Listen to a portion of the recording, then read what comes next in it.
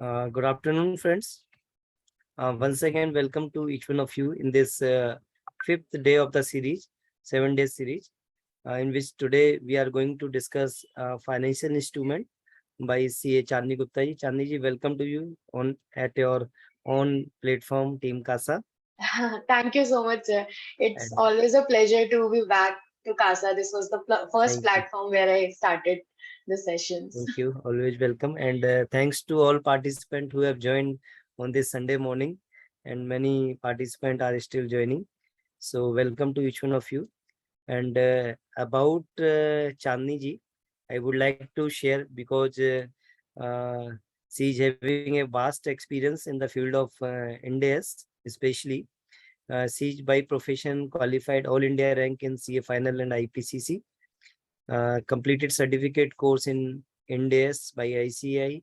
Completed business reporting and sustainability reporting stand certificate course. She secured all India rank 3 in global financial reporting, mainly IFRS, and secured 74% in financial reporting, pursuing diploma in IFRS from ACCA London, graduated and secured rank 1 in senior secondary exam. So qualifications she is having, and contribution to the profession, if we talk about, co-authored, CS co-authored a comprehensive book on leases, treatise on lease covering Ind AS, IGAAP, IFRS and UAGAAP, and with Alok Garg, published by Bloomsbury India.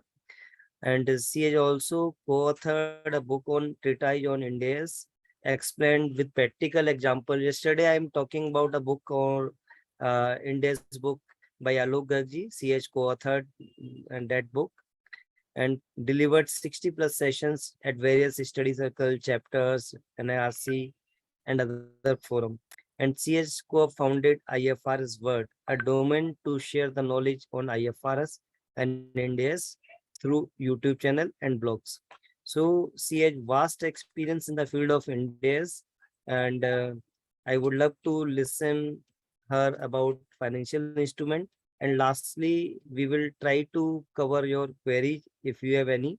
Manoj is asking about one query, so we will definitely discuss at the end. So over to you, Chandni, for your technical session. Thank you so much, sir. Good afternoon, everyone. Thanks for joining in on a Sunday morning. And It's always a pleasure to be back to CASA. They have organized this India series, which is definitely a very useful series because India is now the topic of the time. And Thanks to Sumit sir and CASA team for organizing these sessions. Now, let me just start with the session. I'll just quickly share my screen. Please let me know if you are able to see it. Just a moment. Yeah. Is my screen visible? Yes, Chandni. Okay. Um, so, first of all, we need to understand that this session is about financial instruments, right? And now you will see on my screen that I have this PPT prepared for three standards, Ind AS 32, 109, and 113. Right. So, first of all, we are going to study Ind AS, but I understand that in your initial sessions, Alok sir, Nisha madam, Pankaj sir, all of them must have talked about Ind AS. So I would request all the participants to be highly interactive in this session. Right, I'll ask you some questions. We will discuss certain things. So just stay active on the chat box. Whatever you have, you can just post on the chat box.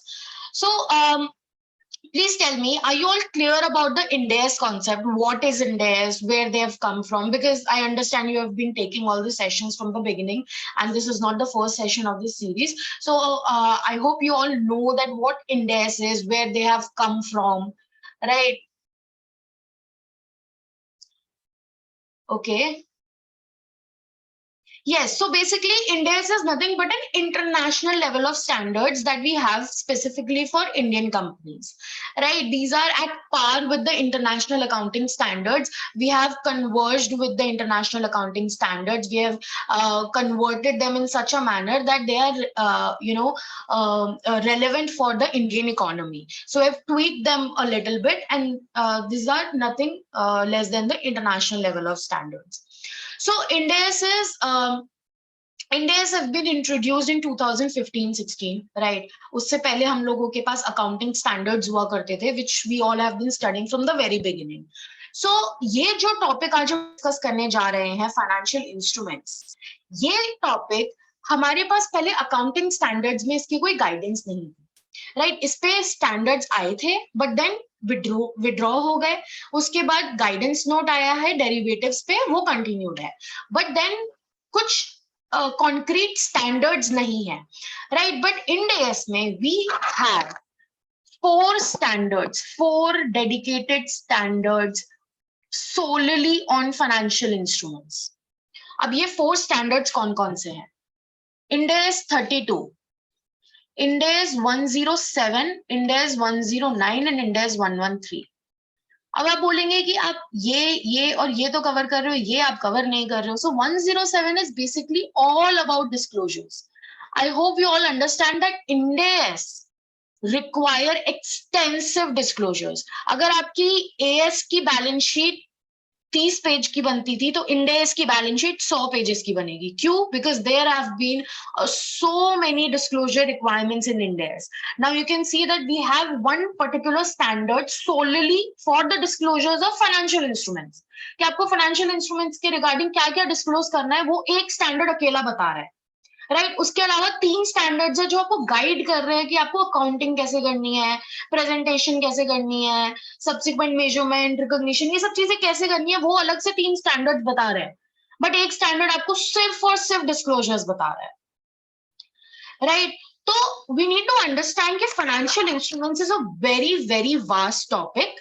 इसमें आपके mostly balance sheet items cover होते हैं जो कि छोटी से छोटी company में होते हैं, बड़ी से बड़ी कंपनी में होते हैं. ये एक ऐसा स्टैंडर्ड है जो सब पे लगता है, और जैसे जैसे कंपनी का साइज बड़ा होता जाता है वैसे वैसे इस स्टैंडर्ड की एप्लीकेबिलिटी वास्ट होती जाती है उस कंपनी के लिए, राइट? सो इसके कुछ ऐसे टॉपिक्स है जो कि रोजमर्रा की जिंदगी में काम नहीं आते, या फिर अ lot of companies won't use those concepts. For example hedging, derivatives, right? ये सब ज्यादा उन कंपनीज में यूज होते हैं, the companies which are dealing in commodity, right, or those which have a lot of foreign exchange transactions. So un companies ke liye zyada relevant hai.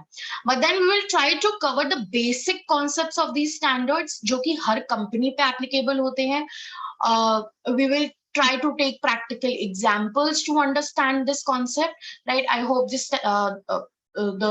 the session will help you understand the entire concept. Now, ये 113 out of place कहाँ से हो रहा है, this fair value measurement? So let me tell you that in the Ind AS regime, there are 39 standards active as on date, right? 39 standards are there, out of which so many standards talk about fair value. Ind AS is mostly based on the fair value concept. वो कभी ये नहीं बोलेगा आपको कि आप historical cost पे लेकर के चलो. वो हमेशा, अगर PPE भी है तो वो आपको ऑप्शन जरूर देगा कि आप उसको revalued value पे भी लेके जा सकते हो, right? So the concept in Ind AS is mostly on the premise कि आपकी balance sheet एक real time financial position reflect करे, right? It shows the fair values or the real values of your assets and liabilities. So since so many standards are talking about fair value, so there was a need कि actually fair value है क्या, हम fair value कैसे derive करें, right? ये fair value होता क्या है, क्या क्या factors है जो हमें consider करके चलना है, because fair value is driven from the market, right? अगर मार्केट से हमें वैल्यू उठानी है तो हमें मार्केट में इन्वॉल्व रहना पड़ेगा. We need to stay more active in the market, we need to keep monitoring the market. So with the introduction of Ind AS, management पे एक और रिस्पॉन्सिबिलिटी आ गई. They now need to stay active in the market, they have to keep track of the values in the market, right? तो अब with the introduction of Ind AS, it has not only revamped the entire accounting setup, but also it requires a lot of revamp in the mindset of management कि आप काम किस तरीके से करते हो, आप अपनी कंपनी को कितना समझते हो, उसकी इंडस्ट्री को कितना समझते हो, उस एनवायरमेंट को कितना समझते हो, right? So this standard also will require a lot of market monitoring, right? So ये जो स्टैंडर्ड है Ind AS 113 fair value measurement, ये आपको कोई रिकॉग्निशन क्राइटेरियाज नहीं बताएगा, ये आपको कोई मेजरमेंट क्राइटेरियाज नहीं बताएगा. It will help you understand कि फेयर वैल्यू होता क्या है और इसको हम किस तरीके से डिराइव कर सकते हैं, इसमें क्या क्या इनपुट्स हम यूज कर सकते हैं, बेस्ट फेयर वैल्यू किस तरीके से निकल सकती है, एंड उसके रिगार्डिंग सर्टेन डिस्क्लोजर्स आते हैं. Right, so first of all, we will try to cover Ind AS 32 and 109 to understand the concepts of financial instrument, and then we'll jump to Ind AS 113 to understand कि financial instruments में जो fair value की बात कर रहा है, वो fair value आती कैसे है. Right, I hope the context has been set. Now let me just move to the second slide. Right, so first of all, financial instrument इतनी देर से मैं कर रही हूँ ना, what is the meaning of financial instrument? Financial instrument basically contract है. It can be verbal, it can be written, किसी भी तरीके का, बट एक कॉन्ट्रैक्ट है. अब कॉन्ट्रैक्ट दो पार्टीज में होता है, पार्टी ए, पार्टी बी. एक पार्टी है जिसके लिए ये कॉन्ट्रैक्ट एक फाइनेंशियल एसेट डेवलप करता है, और दूसरी पार्टी है जिसके लिए एक फाइनेंशियल लाइबिलिटी या इक्विटी डेवलप करता है. सो ऑब्वियस सी बात है, अगर कोई ट्रांजैक्शन होता है तो एक पार्टी के लिए एसेट होता है, एक पार्टी के लिए लाइबिलिटी होता है, राइट? या फिर उस पार्टी के लिए इक्विटी भी हो सकता है. सो financial instrument is nothing but it's a contract. Contract मतलब क्या होगा? Which is something which is enforceable by law. It need not be in writing, but it has to be contractual. अगर contractual नहीं हुआ, then it's not a financial instrument. For example, your statutory obligations, जैसे कि income tax obligation है, या फिर GST liabilities है, ये सब आपके financial instruments नहीं होते हैं, because these are statutory obligations. आपने गवर्नमेंट से कॉन्ट्रैक्ट नहीं किया, गवर्नमेंट का लॉ है, लॉ ऑफ लैंड है आपकी, ये एक स्टैट्यूटरी ऑब्लिगेशन है जो कि आपको पे ऑफ करनी है. कंस्ट्रक्टिव ऑब्लिगेशंस क्या होती हैं? जो एक माइंडसेट से या एक एक्सपेक्टेशन की वजह से ऑब्लिगेशन बनती है. फॉर एग्जाम्पल, आप सपोज आपके घर के सामने एक दुकान है जिसपे सब्जियां बिकती हैं.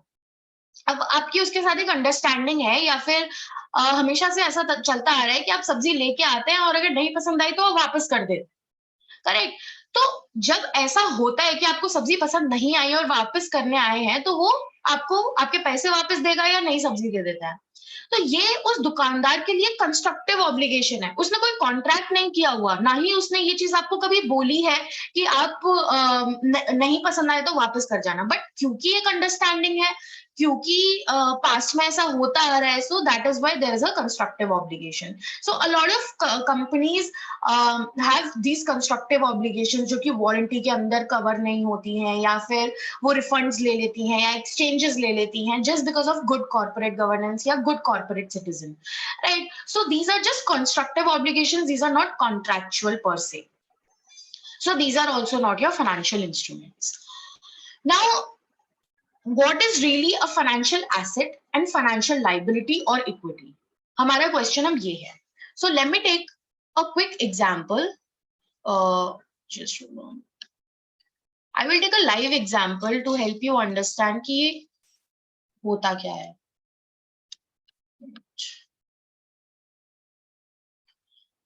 Can you all see my screen? Can you all see this annual report?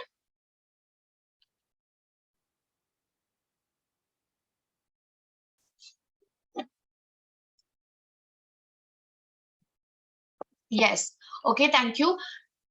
ये टाटा मोटर्स की 77th इंटीग्रेटेड एनुअल रिपोर्ट है फाइनेंशियल ईयर 21-22 की. So this is the latest annual report on the website of Tata Motors. यहाँ पे let me just quickly go to the balance sheet, page number 191. ये auditors report है, auditors report के बाद आती है बैलेंस शीट. सो ये स्टैंड अलोन बैलेंस शीट है कंपनी की. ना हम सबको पता है कि ये कंपनी लिस्टेड है तो इंड AS लगता है, राइट? प्लस दूसरा तरीका क्या है पता करने का कि इंडेक्स लगता है, गैप लगता है, इंडेक्स आता है, इंडेक्स में एसेट्स ऊपर आते हैं, इक्विटी लायबिलिटी नीचे आती है. This is the prima facie way to understand और आइडेंटिफाई कि इस पे इंडेक्स लगता है या येस लगता है, राइट. सो इस कंपनी पे इंडेक्स लगता है, ये इसकी बैलेंस शीट है. Now let's just quickly understand कि बैलेंस शीट में आइटम्स क्या क्या है.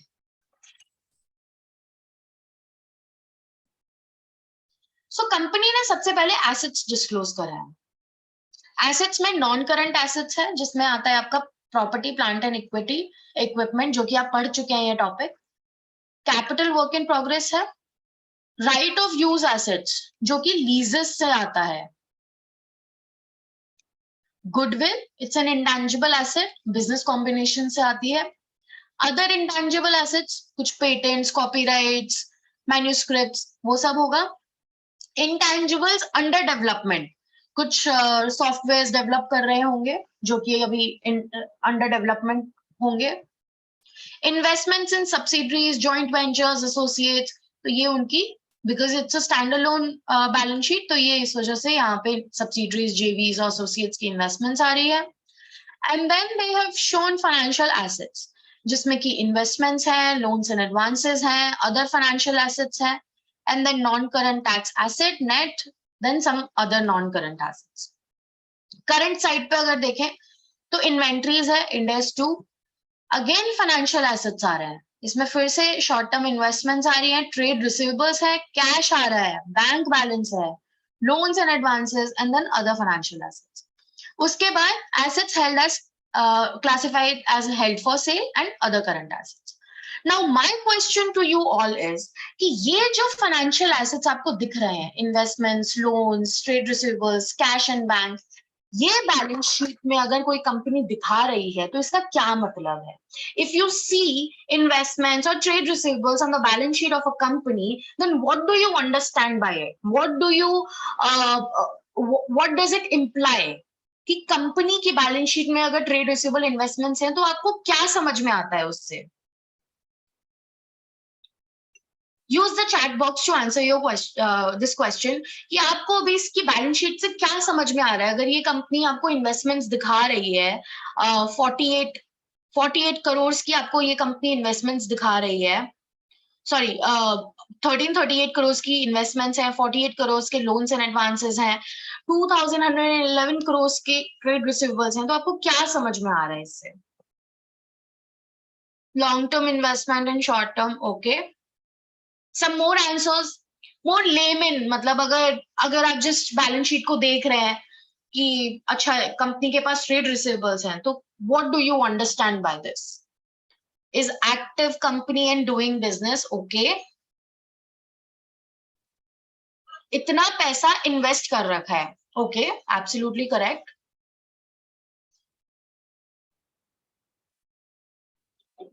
Some more answers, liquidity position, okay.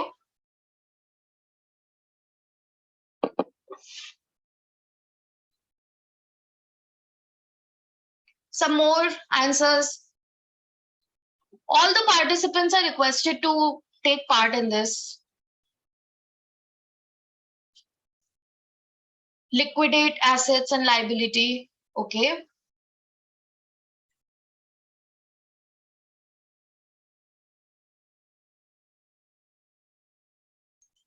कितने फाइनेंशियल कॉन्ट्रैक्ट्स कर रखे हैं, okay. Working capital, okay. Contractual right to receive cash, okay. What to be realized in current and future, right.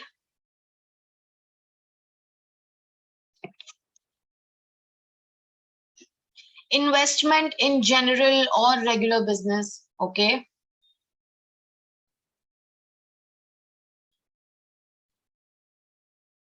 Non-current asset, investment in subsidiary, current saleable investments. Solvent for long-term business, very less capital investment, realization of cash in future time. So you all are very close to it, and a bang on answer, contractual right to receive cash in future. ये अगर trade receivables हैं तो हमें समझ में आ रहा है कि कंपनी को फ्यूचर में पैसा मिलने वाला है. इन्वेस्टमेंट्स है बैलेंस शीट में, हमें समझ में आ रहा है कि कंपनी को फ्यूचर में पैसा मिलने वाला है। कैश एंड कैश इक्विवेलेंस या बैंक बैलेंस है, हमें पता है कि कंपनी के पास पैसा है। तो पैसा जो मिलने वाला है या पैसा जो है, पैसा मींस कैश, राइट। अगर कोई कॉन्ट्रैक्ट, अगर कोई लाइन आइटम आपको ये कन्वे करती है कि आपको फ्यूचर में कैश मिलने वाला है, that is your financial asset. Financial asset is nothing but a contractual right to receive cash in future, or it's cash, right? So बहुत simple है to understand कि financial asset होता क्या है. It's nothing but a contractual right to receive cash. Contractual right होना चाहिए. Actually मिला है या नहीं, that is a separate issue. But do you have the right to receive that cash? That is the point of concern. If the answer to that question is yes, that is your financial asset. As simple as that. Right? Now let's try to understand the liabilities. कि ये liabilities में भी बैठ रहा है या नहीं बैठ रहा. So we see equity and liabilities में कंपनी ने equity दिखाया, equity share capital है, other equity है, and then the liabilities are there, non-current liabilities में, financial liabilities में क्या क्या है? Let's see. Borrowings, lease liability, other financial liabilities. उसके बाद कुछ provisions है, deferred tax, other non-current liabilities. Then current liabilities में again there are current financial liabilities, borrowings, lease liabilities, trade payables, acceptances, other financial liabilities, and then again provisions, current tax liabilities, and all of that. So इससे अब हमें क्या समझ में आ रहा है? Liability side से हमें क्या समझ में आ रहा है? What do these items imply? कि टाटा मोटर्स के पास एक कॉन्ट्रैक्चुअल ऑब्लिगेशन है पे करने की, और ये जो ऑब्लिगेशन है, this has to be an unavoidable obligation to pay. अगर अवॉइडेबल है तो हमें देखना पड़ेगा कि कहीं वो इक्विटी तो नहीं है, right. It has to be an unavoidable obligation to pay, कि कंपनी से फ्यूचर में कुछ कैश आउटफ्लो होने वाला है और वो कंपनी रोक नहीं सकती. So very easy to understand कि फाइनेंशियल एसेट क्या है, फाइनेंशियल लाइबिलिटी क्या है. अब इक्विटी की बात करते हैं. इक्विटी क्या? इक्विटी सबको पता है what equity is, right. What equity is? Equity क्या है आपका? राइट इन द और share in the net assets of the company, जो कि हम यहां देख सकते हैं, right. As simple as that. Yes, now questions. Abhishek sir is asking example of an avoidable obligation. Avoidable obligation जैसे कि कंपनी के पास राइट है कि हम डिबेंचर्स को रिडीम नहीं करेंगे, हम कन्वर्ट करेंगे फ्यूचर में, राइट. या फिर कंपनी की रिलेटेड पार्टी से कोई लोन मिला हुआ है और कॉन्ट्रैक्ट में ऐसा है कि अगर पैसा नहीं हुआ तो वेव ऑफ हो जाएगा repayment.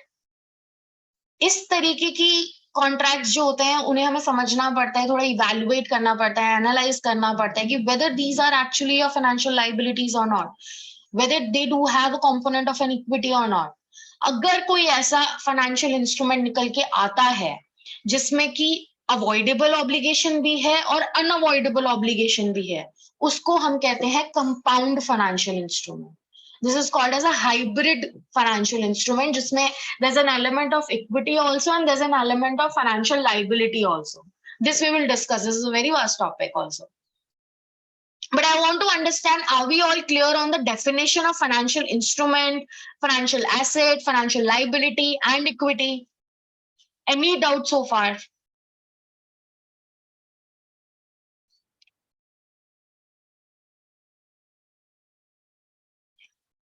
But equity is not an obligation, right? Absolutely right. Equity is not an obligation. तभी मैंने बोला कि अगर अवॉइडेबल है तो वो इक्विटी होगी, अनअवॉइडेबल है तो वो लाइबिलिटी होगा. अगर अनअवॉइडेबल है तो कभी इक्विटी नहीं हो सकती.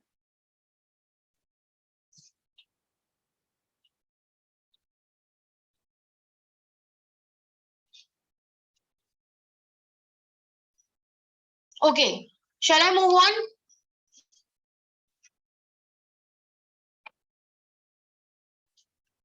No doubts? Okay, let's move on.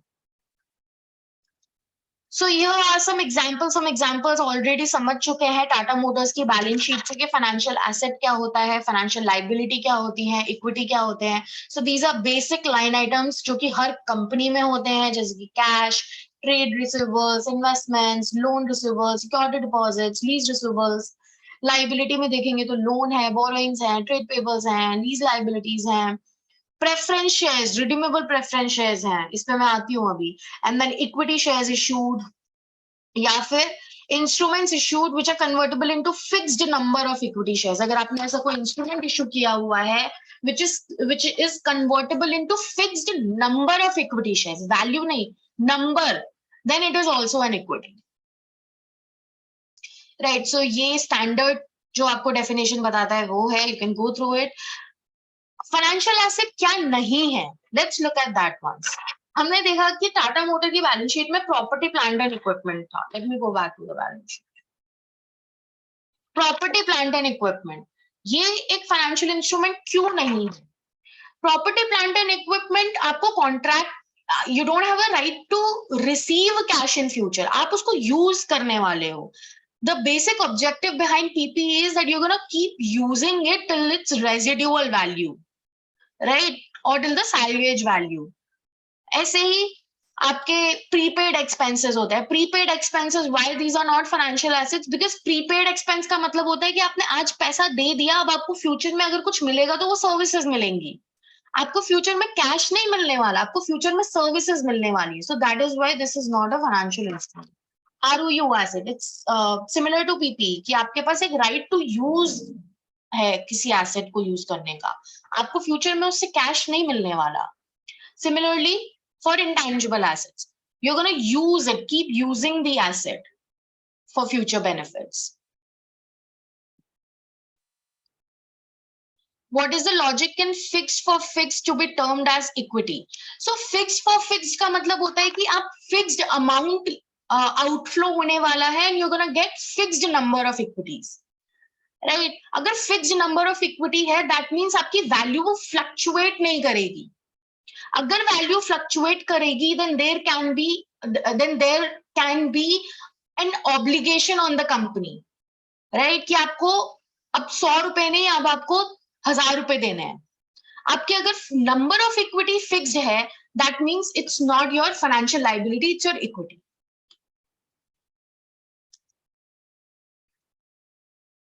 Right, so now let's move on to the compound financial instrument concept. Compound financial instrument, जैसा कि अभी मैंने एक एग्जांपल दिया कि अगर आपके डिबेंचर्स हैं and you are not gonna redeem in future, जो कि आप उसको कैश में रिडीम नहीं करने वाले, आप उसको कन्वर्ट करने वाले हो इक्विटी में, राइट? तो उस तरीके के इंस्ट्रूमेंट्स होते हैं जो कि कंपाउंड नेचर के होते हैं, उसमें कुछ डेट भी होता है, कुछ इक्विटी भी होता है, राइट? इक्विटी पोर्शन होगा जो कि अवॉइडेबल ऑब्लिगेशन है, डेट पोर्शन होगा जो कि अनअवॉइडेबल ऑब्लिगेशन है. इसका एक क्लासिक एग्जांपल है प्रेफरेंस शेयर्स. अब now let me just throw this question कि प्रेफरेंस शेयर्स हमेशा से हम इक्विटी क्लासिफाई करते आए थे. Have you ever seen preference shares in the balance sheet of the company on the liability as a liability? Preference shares classified as liability, have you ever seen that? हम preference shares को कैसे classify करते हैं? Balance sheet में preference shares कहाँ जाता है?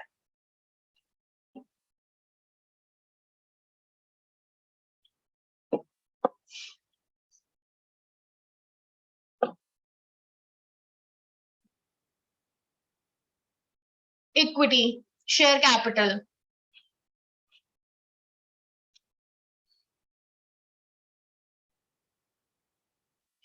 previously shareholders funds.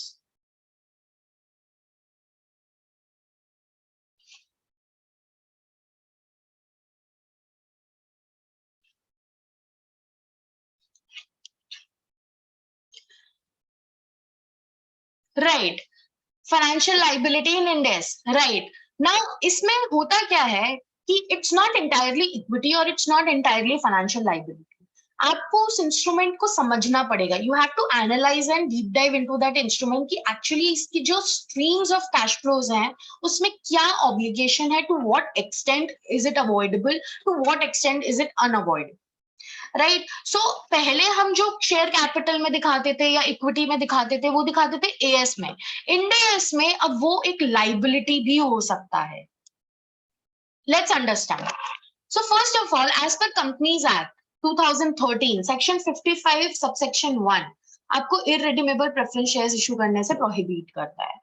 So the concept of irredeemable preference shares is not relevant in India anymore. Now let's talk about the redeemable preference shares. Redeemable preference shares का मतलब कि obligation तो है, company को redeem तो करने ही करने हैं। अब इसमें भी कुछ अनअवॉइडेबल ऑब्लिगेशन हो सकती है, कुछ अवॉइडेबल ऑब्लिगेशन हो सकती है। So first of all, let's try to understand the redemption option. Redemption अगर होल्डर के पास है, the option to redeem is with the holder. इसका मतलब क्या हुआ कि कंपनी ने प्रेफरेंस शेयर्स इशू करे और होल्डर को राइट दिया है कि फ्यूचर में इसे रिडीम करना है कैश में या फिर कन्वर्ट करना है इक्विटी में, ये होल्डर डिसाइड कर सकता है। Holder has the option to come and से कि मुझे आप कैश दे दो, या फिर दे कैन कम एंड से कि मुझे कैश नहीं चाहिए, आप मुझे इक्विटी दे दो कंपनी का। ठीक है, this right lies with the holder. So now in this case, it's a financial liability. Can someone explain why this will be a financial liability? Holder आके कल को अगर बोलेगा कि मुझे आप इक्विटी शेयर दे दो, तब तो कंपनी को पैसा नहीं देना। Why? What can be the logic or the reason behind classifying it as a straight away financial liability and not getting into the part of equity? Why? Conservatism.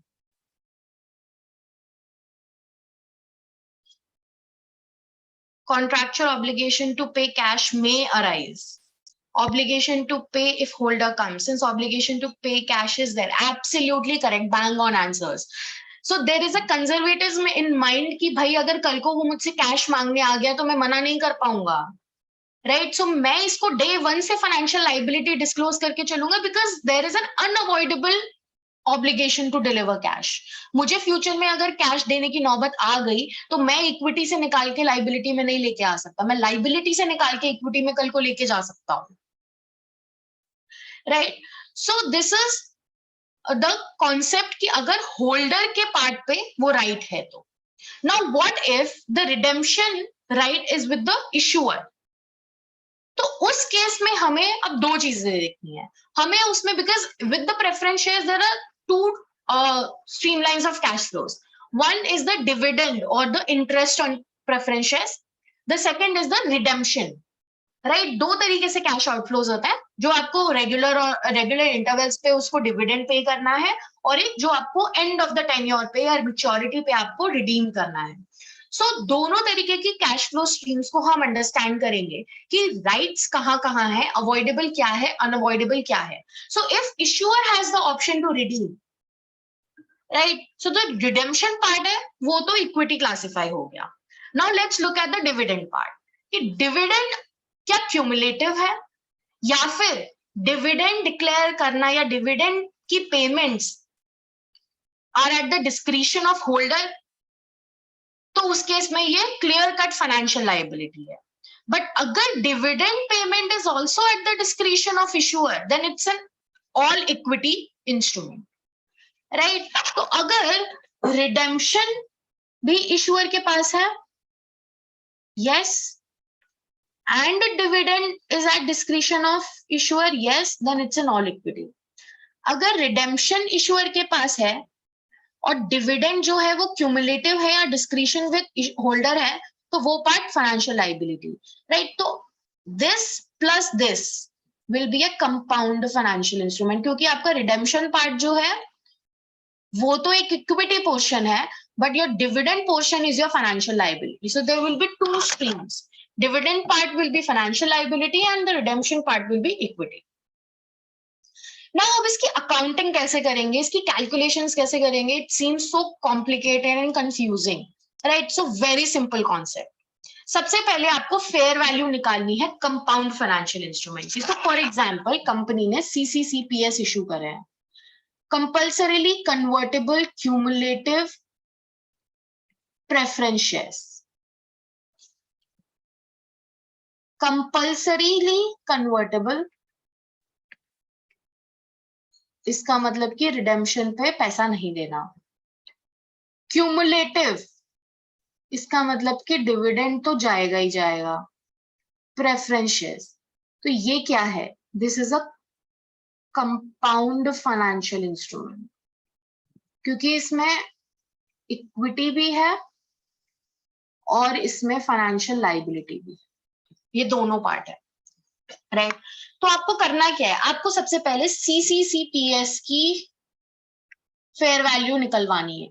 आप valuer को बोलेंगे, अपने रजिस्टर्ड वैल्यूअर को, कि मुझे fair value चाहिए मेरे CCCPS की, the instrument which the company has issued, the entire compound financial instrument. मैं इसकी फेयर वैल्यू निकलवाऊंगी, suppose it comes out at 100 rupees. उसके बाद मैं उसको बोलूंगी कि आप डेट कंपोनेंट की फेयर वैल्यू निकलवाओ। इसका मतलब कि आप मेरे को सिर्फ क्यूमुलेटिव प्रेफरेंस शेयर्स की फेयर वैल्यू निकलवा दो। आई विल अज्यूम कि कन्वर्टेबल का ऑप्शन ही नहीं है, I will eliminate the equity conversion option, और फिर मैं बोलूंगी कि आप मेरे को क्यूमुलेटिव प्रेफरेंस शेयर्स की फेयर वैल्यू निकलवा दो। सो सपोज ये आती है 80 रुपीज की। क्यों? क्योंकि 20 रुपीज का प्रीमियम हो सकता है कन्वर्जन ऑप्शन का। So that is why this will always be lesser than the fair value of compound financial instruments. So ये जो 20 rupees निकला, this is the premium that I'm paying for the equity portion. So this is equity, this is liability. अब इनकी accounting respectively होगी। ये part होगा financial liability की तरह, ये होगा equity की तरह। So this is how the accounting will be done.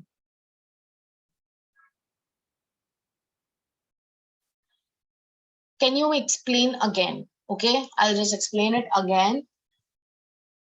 So I've taken an example of CCCPS, which is compulsorily convertible cumulative preference shares. So compulsorily convertible hai, that means at the redemption, you don't have to pay cash. It will be convertible into equity, right? So that's the equity portion. Cumulative hai, iska matlab ki dividend to dena hi dena hai. So there's an unavoidable obligation to pay. So that part will be a financial liability. So as a whole, this instrument is your compound financial instrument, right? So आपको करना क्या है? You will have to derive the fair value of your CCCPS first of all. Suppose it's 100 rupees. And then you'll ask your valuer कि आप मुझे debt component की fair value निकलवा दो। इसका मतलब कि आप सिर्फ क्यूमुलेटिव प्रेफरेंस शेयर्स, मार्केट में क्यूमुलेटिव प्रेफरेंस शेयर्स की फेयर वैल्यू क्या चल रही है, आप मुझे वो बता दो। Suppose it comes out eight 80. So the difference between these two, the 20 rupees will be the portion that pertains to the equity part, मतलब कि जो compulsorily convertible preference shares का part है। So जो 80 रुपए है उसको फाइनेंशियल लाइबिलिटीज की तरह काउंटिंग किया जाएगा, जो 20 रुपए है उसको इक्विटी की तरह काउंटिंग किया जाएगा। Now is this clear to everyone? Since dividend is also convertible, it should be equity. Dividend is not convertible, sir. Dividend is your cumulative dividend, तो आपको कैश पे आउट करना ही करना है हर साल। अगर आपके पास उस साल में प्रॉफिट नहीं है तो कोई बात नहीं, आपको नेक्स्ट ईयर जब प्रॉफिट होगा तो आपको पहले साल का भी देना है और उस साल का भी देना है। practically do they engage valuer for fair value for debt? So fair value derive करने के लिए valuers engage होते हैं, and काफी बिकॉज कुछ कुछ कंपनीज होती हैं जिसमें फेयर वैल्यूज काफी कॉम्प्लेक्स होते हैं, so they do engage valuers. Register, और अब तो आपको वैसे भी रजिस्टर्ड वैल्यूअर्स ही एंगेज करना है as per the new disclosure requirements of schedule 3 also. आपको वहां दिखाना है कि whatever valuation has been done, it's been done by the registered value. Right, any question in the compound financial instrument?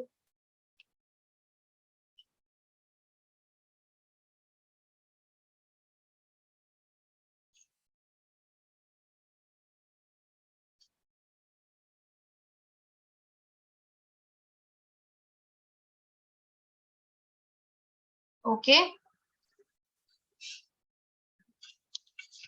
all right, so let's move on. Offsetting a financial asset and a financial liability, ये आपको इंडेस 1 में भी बताया होगा निशा madam ने, I think, that इंडेस आपको offset करने से प्रोहिबिट करता है। आप किसी भी दो लाइन आइटम्स को, एसेट और लाइबिलिटीज को, आप ऑफसेट नहीं कर सकते हो until unless you have a legally enforceable right to set off, या फिर you intend to settle on a net basis or to realize the asset and settle the liability simultaneously. ठीक है, तो इसी तरीके से अगर कोई फाइनेंशियल एसेट है और एक फाइनेंशियल लाइबिलिटी है, आप उनको ऑफसेट नहीं कर सकते हो अनलेस आप उन दोनों को नेट बेसिस पे सेटल करना चाहते हो। फॉर एग्जांपल आपका ट्रेड रिसीवेबल और ट्रेड पेबल है, आप ट्रेड पेबल ट्रेड रिसीवेबल्स को सेट ऑफ नहीं कर सकते, आपको उनको सेपरेटली दिखाना है। But suppose there is a party जिसके साथ आपका एक ट्रेड रिसीवेबल भी है, एक ट्रेड पेबल भी है, आपने उससे कुछ खरीदा भी था, आपने उसको कुछ बेचा भी है, राइट? तो वो पार्टी के साथ आप उसको नेट बेसिस पे सेटल करने वाले हो कि अच्छा इतना देना है, इतना लेना है, तो अल्टीमेटली इतना देना है या इतना लेना है, उतना हम सेटल कर लेते हैं।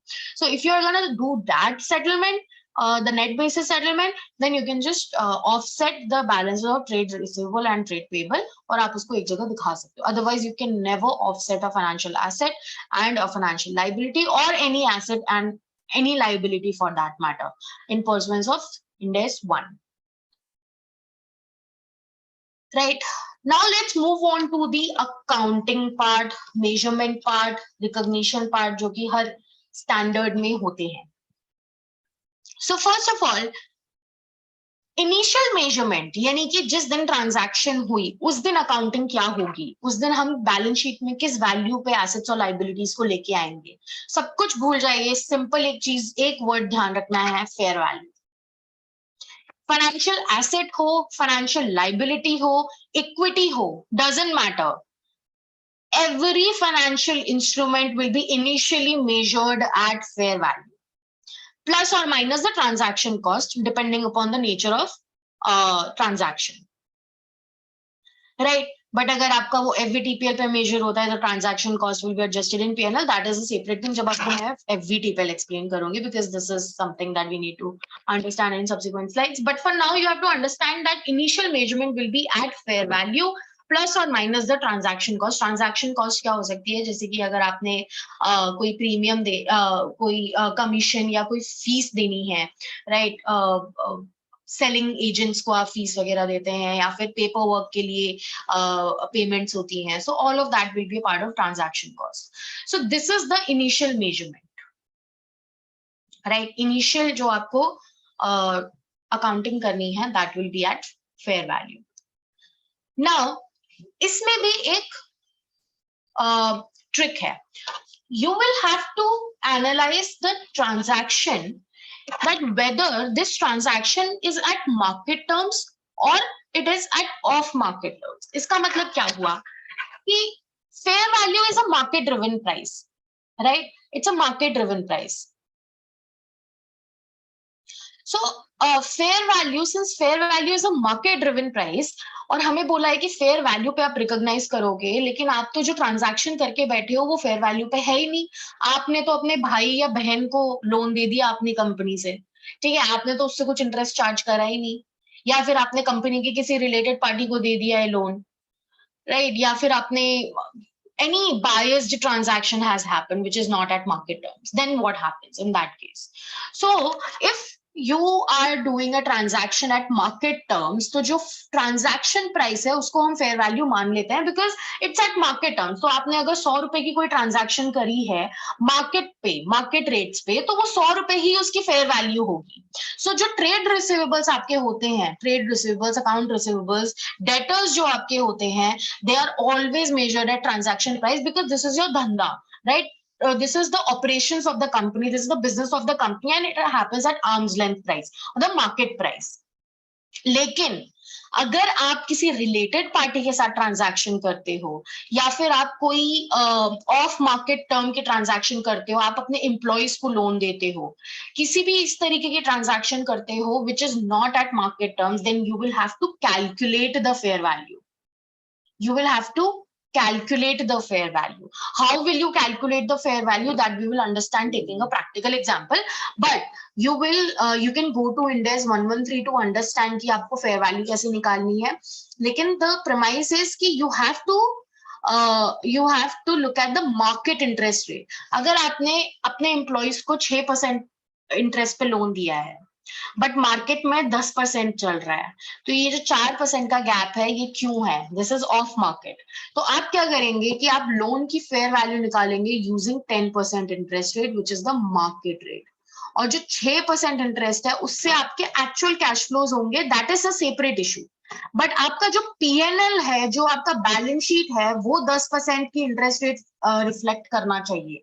This is the entire concept कि आपके बैलेंस शीट और पीएनएल 10% का रेट ही रिफ्लेक्ट करें. उसके बीच में जो भी डिफरेंस है, ये 4% का, ये आपका खर्चा या आपकी इनकम है. So the difference between the fair value and the transaction price will be either recognised in P&L और it can be deferred depending upon the nature of transaction. ठीक है, तो आपको वन टाइम राइट ऑफ करना है PNL में, या फिर आपको over the period of time write off करना है. That is up to you and that depends upon the nature of transaction.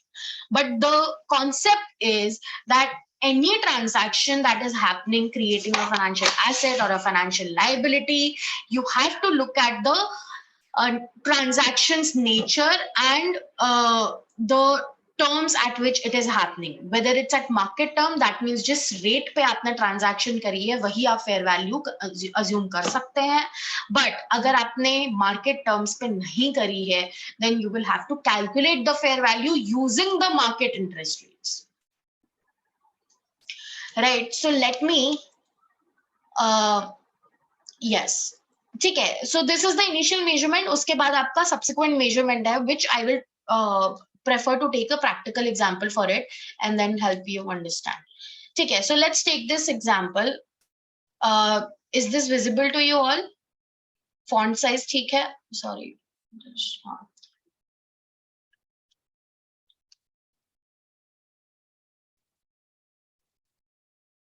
Okay, great. So I have taken a practical example. I will do a live calculation in front of you to help you understand कि इसकी initial measurement कैसे होती है and subsequent measurements कैसे होते हैं, because the subsequent measurement is a bit complex part and उसको बहुत simplify करने का एक यही तरीका है कि हम एक practical example ले लें. Right, so I've taken a very simple example कि कंपनी ने एक लोन दिया है. 1 अप्रैल 2017 को 1,000 रुपए का लोन दिया था, जिसपे 6% की इंटरेस्ट रेट है, 3 साल में रीपेबल है, पर मार्केट इंटरेस्ट रेट 8% है. ठीक है, now you all will help me solve this query, this question. क्या ये मार्केट रेट पे है? हमें इसकी फेयर वैल्यू कैसे निकालनी है? क्या मैं इसकी ट्रांजैक्शन प्राइस यानी कि जो लोन है 1,000 रुपए का, क्या मैं इस लोन को एज इट इज एक एसेट की तरह रिकॉग्नाइज कर सकती हूँ? Can I do that?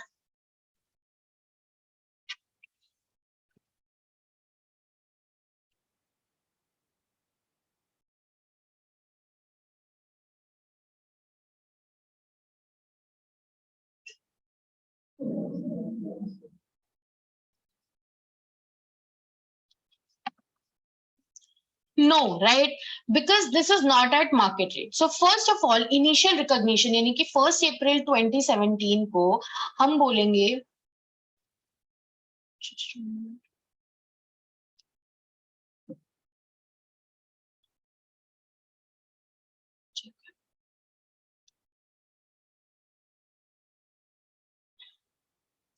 Okay.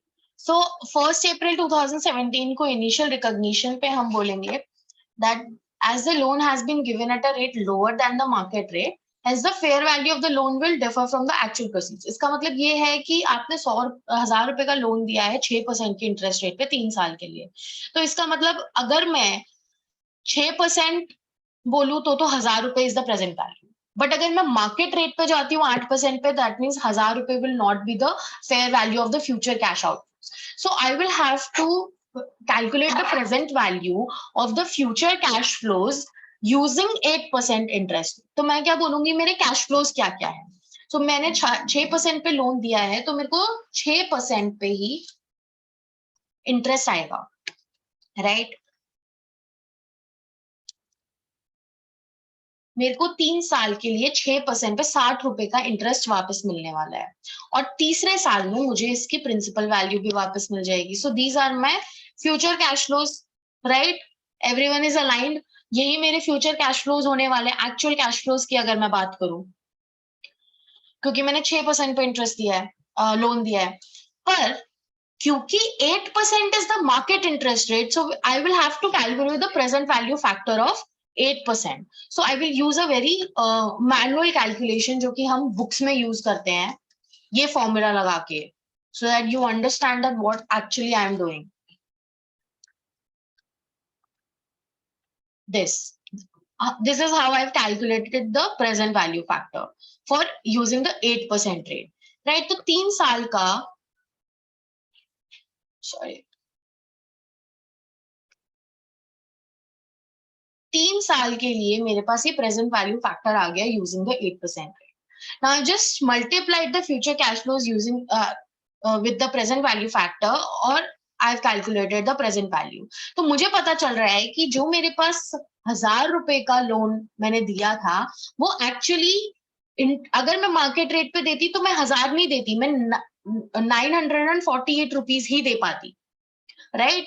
So that means 52 rupees मैंने ज्यादा दिए हैं. This is the biased transaction that has happened. तो ये जो 52 रुपीज एक्सेस है, इसके 2 ट्रीटमेंट्स हैं. आप इसको अभी के अभी चार्ज कर सकते हो पीएनएल में, या फिर आप इसका एक एसेट बना सकते हो प्रीपेड एक्सपेंस की तरह, and then you can amortise it over the period of 3 years. ठीक है, now it depends. So for example, अगर मैंने ये लोन अपने एम्प्लॉइज को दिया होता, so what would have I done? मैं इसका क्या करती, 52 रुपीज का एक prepaid employee benefit expense asset create करती, और मैं 3 साल over the period of 3 years उस इस 52 रुपीज को अमोर्टाइज करती as an employee benefit expense, right? लेकिन अगर मान लो ये मैंने किसी थर्ड पार्टी को लोन दिया है, तो मैं इसको अभी के अभी अपने पीएनएल में भी चार्ज ऑफ कर सकती हूँ, या फिर मैं over the period of 3 years इसको अदर एक्सपेंसेस की तरह भी दिखा सकती हूँ, या फिर इसको मैं फाइनेंस कॉस्ट में भी दिखा सकती हूँ. That is up to me. ठीक है, स्टैंडर्ड इसके ऊपर कोई स्ट्रिक्ट बात नहीं करता. तो अब अगर मैं जर्नल एंट्री की बात करूं, तो 1 अप्रैल 2017 को मेरी जर्नल एंट्री क्या पास हुई. मैंने लोन दिया, मैंने एक एसेट क्रिएट किया 948 रुपीज का, मैंने 52 रुपीज के प्रीपेड एक्सपेंसेस क्रिएट किए, और 1000 रुपए का मेरा कैश आउटफ्लो हुआ. This is my journal entry and this is how my balance sheet will look like. मेरा फाइनेंशियल एसेट आया 948 रुपीज का, नॉन फाइनेंशियल एसेट आया प्रीपेड एक्सपेंस 52 रुपीज का. This is the asset side addition, and 1000 रुपए का cash outflow हुआ, that is the deletion at the asset side. ठीक है, मेरी balance sheet match. Any question on the initial recognition? This is the first step, initial recognition, and then we'll move on to the step 2 and then step 3. Any questions so far?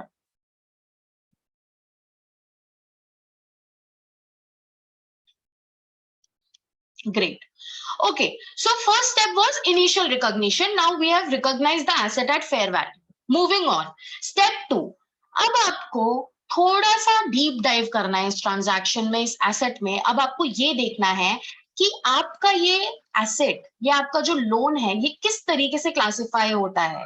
There are 3 classification, there are 3 categories जिसके basis पे आपकी subsequent measurement decide होती है. First is amortised cost method, second is FVOCI, third is FVTPL.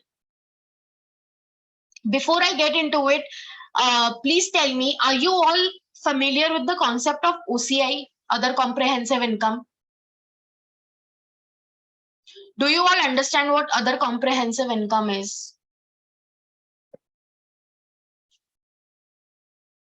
No, no, no. Okay. Okay, only 1 or 2 of you understand OCI concept. Yes, please explain. Okay, so before moving on to this, I think I should first explain what OCI is. Let me go back to the Tata Motors balance sheet. So OCI है क्या? Other comprehensive income. ये हमारे accounting standard में तो हमने कभी सुना नहीं, right? This is a new concept इसका मतलब. So अगर आप financial assets के financial statements के components देखेंगे as per Ind AS. Ind AS के हिसाब से financial statements होते क्या क्या हैं? तो आपको समझ में आएगा कि सबसे पहले बैलेंस शीट है, उसके बाद statement of profit and loss है, राइट? उसके बाद आपका statement of other comprehensive income है, changes in other comprehensive income, statement of changes in equity जिसमें अदर कॉम्प्रिहेंसिव इनकम भी आता है. Then there is third balance sheet, and then there is notes, then there is comparative information. ठीक है, ये आपके components होते हैं. तो ये जो statement of changes in equity है, ये आपकी statement, cash flow statement, this is your statement of changes in equity, जो कि इंडेक्स के हिसाब से आपको बनानी होती है। इसमें होता क्या है, इसमें सबसे पहले इक्विटी शेयर कैपिटल का एक रिकंसिलेशन दिया जाता है with the opening, movement and then closing. फिर उसके बाद एक अदर इक्विटी की टेबल आती है जिसमें आपके हर तरीके के रिजर्व की मूवमेंट दी जाती है, राइट। सिक्योरिटीज प्रीमियम का आपने मूवमेंट दिया कि अच्छा 1 अप्रैल 21 को ये बैलेंस था एंड देन ये मूवमेंट हुई एंड देन ये मूवमेंट हुई और balance as at 31 March 22 is this much.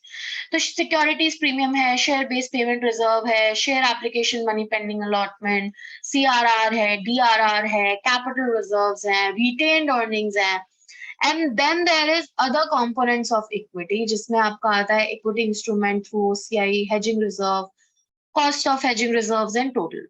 So basically जो other components of equity है, this is OCI, other comprehensive income.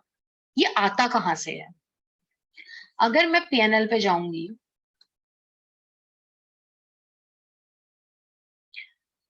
if you will look at the statement of profit and loss as per Ind AS, आपको दिखेगा ये इतना लंबा कहाँ से आ गया। हम लोग तो हमेशा सिर्फ रेवेन्यू, एक्सपेंसेस, ये एक्सेप्शनल आइटम्स वगैरह, टैक्स एक्सपेंस और यहाँ एंड कर दिया करते थे, right? But no, it continues till this. अब यहाँ पे एक अलग सेक्शन है which is called as other comprehensive income और losses. So basically other comprehensive income is a separate section in the statement of profit and loss जिसमें कुछ ऐसे आइटम्स रिफ्लेक्ट किए जाते हैं जो कि पीएनएल के थ्रू रूट नहीं हो सकते। आप मुझे बोलोगे क्या मैं इसमें अपना डेप्रिसिएशन का एक्सपेंस दिखा सकता हूँ, मुझे उसको पीएनएल में नहीं दिखाना? No, you can't. Why? Because there are specific items which will be routed through OCI, जो कि आपको एक एक स्टैंडर्ड बताएगा। आप जैसे जैसे स्टैंडर्ड्स पढ़ते जाएंगे आपको धीरे धीरे पता चलता जाएगा कि अच्छा ओसीआई में ये आइटम जाता है। इसके अलावा आप ओसीआई में कोई भी आइटम नहीं डाल सकते। अब ओसीआई में ओसीआई दिखाने का पर्पस क्या है? In my personal understanding and opinion, OCI में वो आइटम्स जाते हैं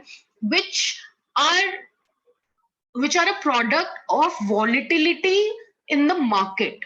ठीक है, जैसे कि आपके प्राइसेस मूव कर रहे हैं मार्केट में, फेयर वैल्यू मूवमेंट्स हो रहे हैं मार्केट में, या फिर कुछ आपके एस्टिमेट्स है जिसकी वजह से अजम्पशंस में चेंजेस आ रहे हैं। So these are the items which are driven through the market forces. ये आपके ऑपरेशनल प्रॉफिट या लॉस नहीं है, ये मार्केट से ड्रिवन गेन या लॉसेस हैं जो कि आपके पीएनएल में एक्चुअली नहीं जाने चाहिए, because that will not reflect your correct picture of the operations of the company, right? It will make your PNL very volatile and hence to avoid that volatility in the PNL, वो हम नीचे अलग से दिखाते हैं and then it directly goes to your equity or the other equity।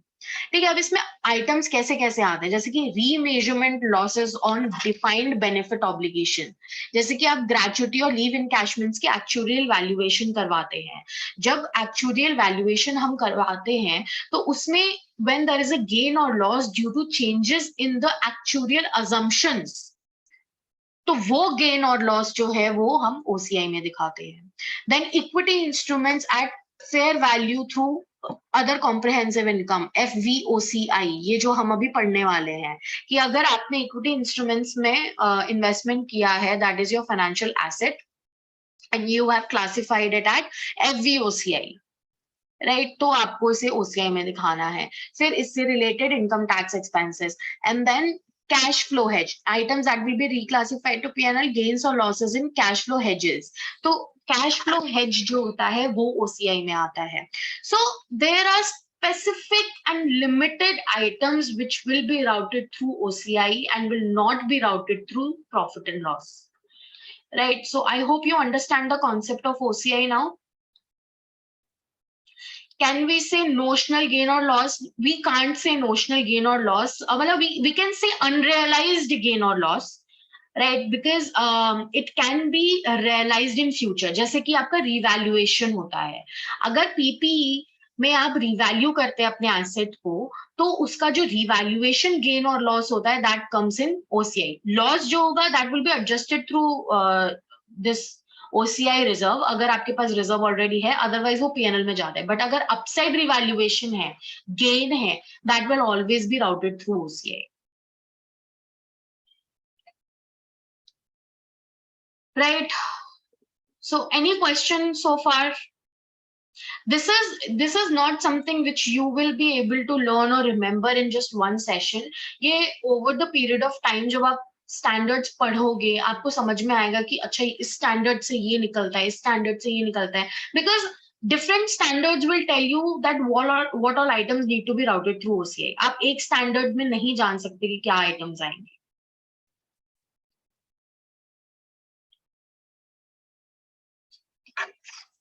Shall we move on? Are we clear on the OCI part now?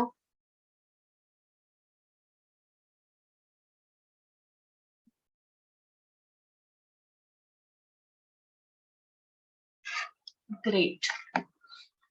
Okay, moving on to our coming back to our practical example. हम step 2 पे थे. Step 2 ये बोलता है कि आपका जो ये एसेट है, आपने जो ये लोन दिया है, आपको अब इसको क्लासिफाई करना है, बिकॉज आपकी जो सब्सिक्वेंट मेजरमेंट है वो डिपेंड करेगी कि आपने इसको क्लासिफाई किस तरीके से किया है.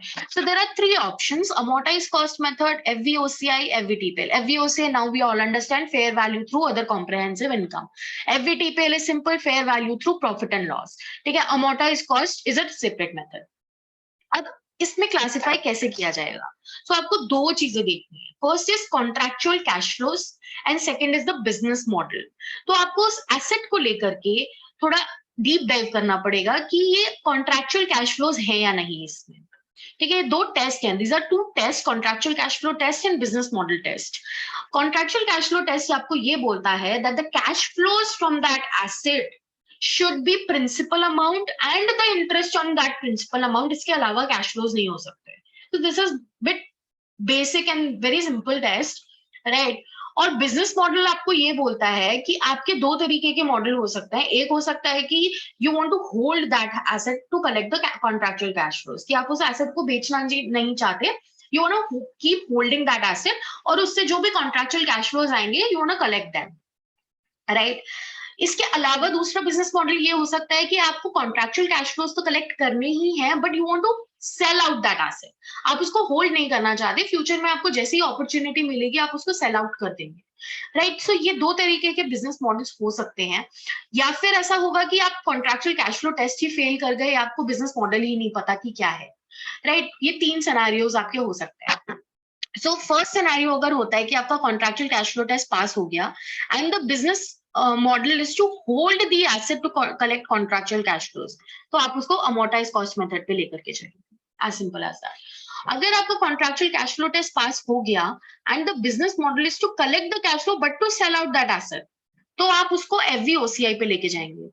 या फिर रेजिडुअल मेथड है FVTPL की, अगर आपको contractual cash flow test fail हो गया है, बिजनेस मॉडल टेस्ट फेल हो गया है, या फिर स्टैंडर्ड आपको एक ऑप्शन देता है to designate the asset at FVTPL irrevocably, तो आप इनिशियली जब आपने ट्रांजैक्शन करी आप तभी इसको डेजिग्नेट कर सकते हो एट FVTPL. डजंट मैटर, आपको बिजनेस मॉडल और cash flow contractual cash flows देखने की जरूरत ही नहीं है. आप उसको पहले ही दिन से FVTPL पे मेजर करके चल सकते हो, but then you can never go back to other methods. This is an irrevocable decision. इसके अलावा एक चीज होती है कि जो इक्विटी इंस्ट्रूमेंट्स में इन्वेस्टमेंट्स करी हैं आपने, इक्विटी इंस्ट्रूमेंट्स में, that will always be at FVOCI until unless आपने अगेन इररिवोकेबली उसको डेजिग्नेट करा FVTPL पे, या फिर अगर आप इसमें ट्रेड करते हो, if this is held for trading purposes, then it will be FVTPL.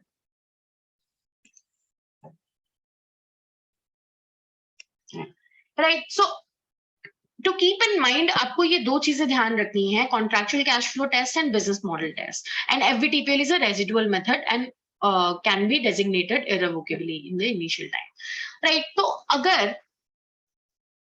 आपने आपका बिजनेस मॉडल है to hold the asset to collect the contractual cash flows, तो हमारा फर्स्ट सिनेरियो बनता है कि हम इस लोन को अमोर्टाइज कॉस्ट मेथड पे लेके चलें. अगर हम इस लोन को अमोर्टाइज कॉस्ट मेथड पे लेकर के चलते हैं तो इसकी अकाउंटिंग ट्रीटमेंट क्या होगी?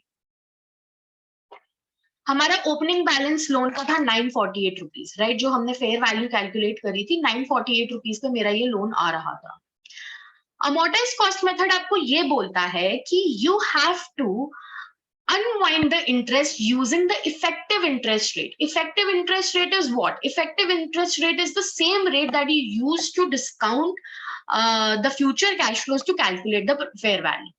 मतलब आपने वो जो मार्केट इंटरेस्ट रेट यूज किया था future value, future cash flows को डिस्काउंट करके फेयर वैल्यू निकालने के लिए, वही रेट आपको यूज करना है पीएनएल में इंटरेस्ट चार्ज करने के लिए, इंटरेस्ट इनकम रिकॉग्नाइज करने के लिए, राइट? तो ये है अमोर्टाइज कॉस्ट मेथड, कुछ नहीं है, वेरी वेरी सिंपल कॉन्सेप्ट कि आपको बस ओपनिंग बैलेंस पे अपना इंटरेस्ट, मार्केट इंटरेस्ट रेट यानी कि जो हमारे केस में 8% था वो यूज करके पीएनएल में इनकम या एक्सपेंस रिकॉग्नाइज करते जाना है, एंड जो कैश फ्लोज होते हैं that will be on the basis of actual rate. ठीक है, तो आपने 948 का ओपनिंग बैलेंस था, 76 रुपीज की उस पर इंटरेस्ट इनकम आपने अक्रू करी एंड 60 रुपीज आपको रिसीव हुए, then by the end of year 1 your closing balance of loan will be 964 rupees. 948 plus 76 minus 60 rupees, 964 rupees is something that you will land with the loan balance at the end of year 1.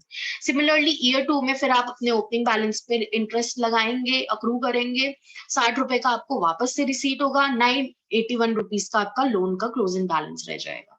Third year में वापस same concept चलेगा, third year में, but आपको क्योंकि उसकी maturity value भी receive होगी, repayment in full होगा, तो 1000 रुपए से जब आपको पैसा वापस मिलेगा तो आपका क्लोजिंग बैलेंस 0 रह जाएगा। This is a very simple and easy calculation, right? तो जो आपकी इंटरेस्ट रेट है, Vipin sir is asking, what if market interest changes in second or third year? Do we revalue everything? No. So in amortized cost method, the market interest rate will never change. Effective interest rate जो आपने initial fair value पे recognize किया था, calculate किया था, वही rate आपको लेके चलना है. It cannot change in future. It will change only if your loan terms change, आपकी लोन में ही मॉडिफिकेशन आ गई, आपके एसेट में मॉडिफिकेशन आ गई है, आपका इंटरेस्ट रेट यानी कि आपकी जो 6% की इंटरेस्ट रेट है आपने वो मॉडिफाई कर दी, उसकी वजह से you will have to again calculate the fair value using the new market interest rate. तो that is a whole different concept, वो बिल्कुल एकदम अलग चीज है कि आपका पूरा एसेट के terms and conditions he change हो गए, otherwise you will not change the effective interest rate. Right, so this is how your entry goes, like you receive the interest amount of 60 rupees, loan account will fluctuate by 16 rupees, interest income will be recognized by 76 rupees, right? तो आपका जो loan है वो 16 rupees से उसकी value बढ़ती है and sorry घटती है, and then here your loan will be at 964 rupees and this prepaid expense you will amortize 17 rupees जो हम 52 rupees initially लेके चल रहे थे, and your closing balance of the prepaid expense will be 34 rupees, right? Now comes the scenario 2, अगर आपने business model आपका है to sell the asset, you want to collect the contractual cash flows but you want to sell that asset, तो उस case में क्या होगा, you will classify the loan at FVOCI or fair value through other comprehensive income.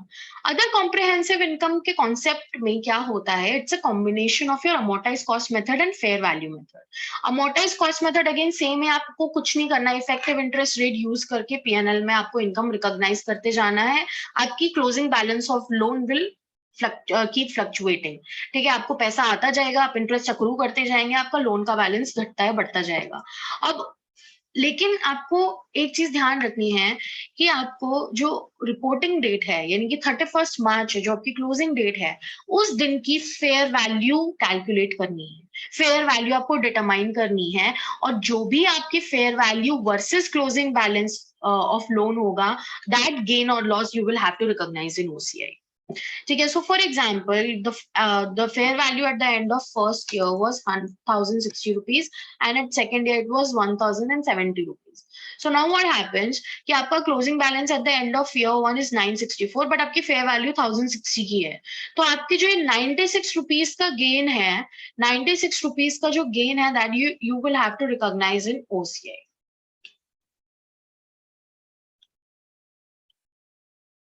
right? So fair value through other comprehensive income is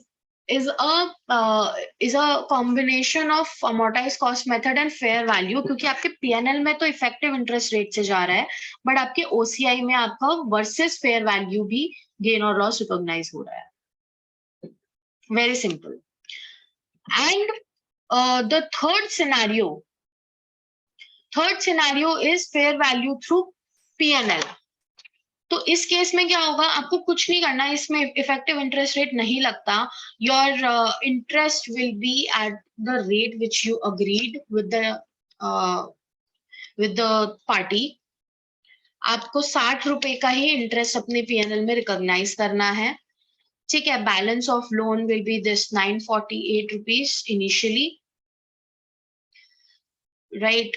and then उसके बाद भी ये यही रहेगी, बिकॉज फेयर वैल्यू आपको ईयर एंड के फर्स्ट में आपको इसमें सिर्फ फेयर वैल्यू से कंपेयर करनी है वैल्यूज को, and then you have to recognise the gain और loss in P&L. That's all.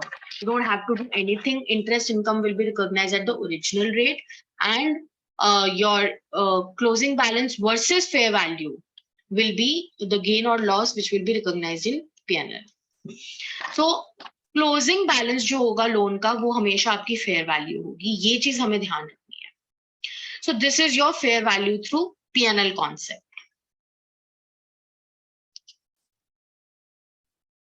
Any query in this?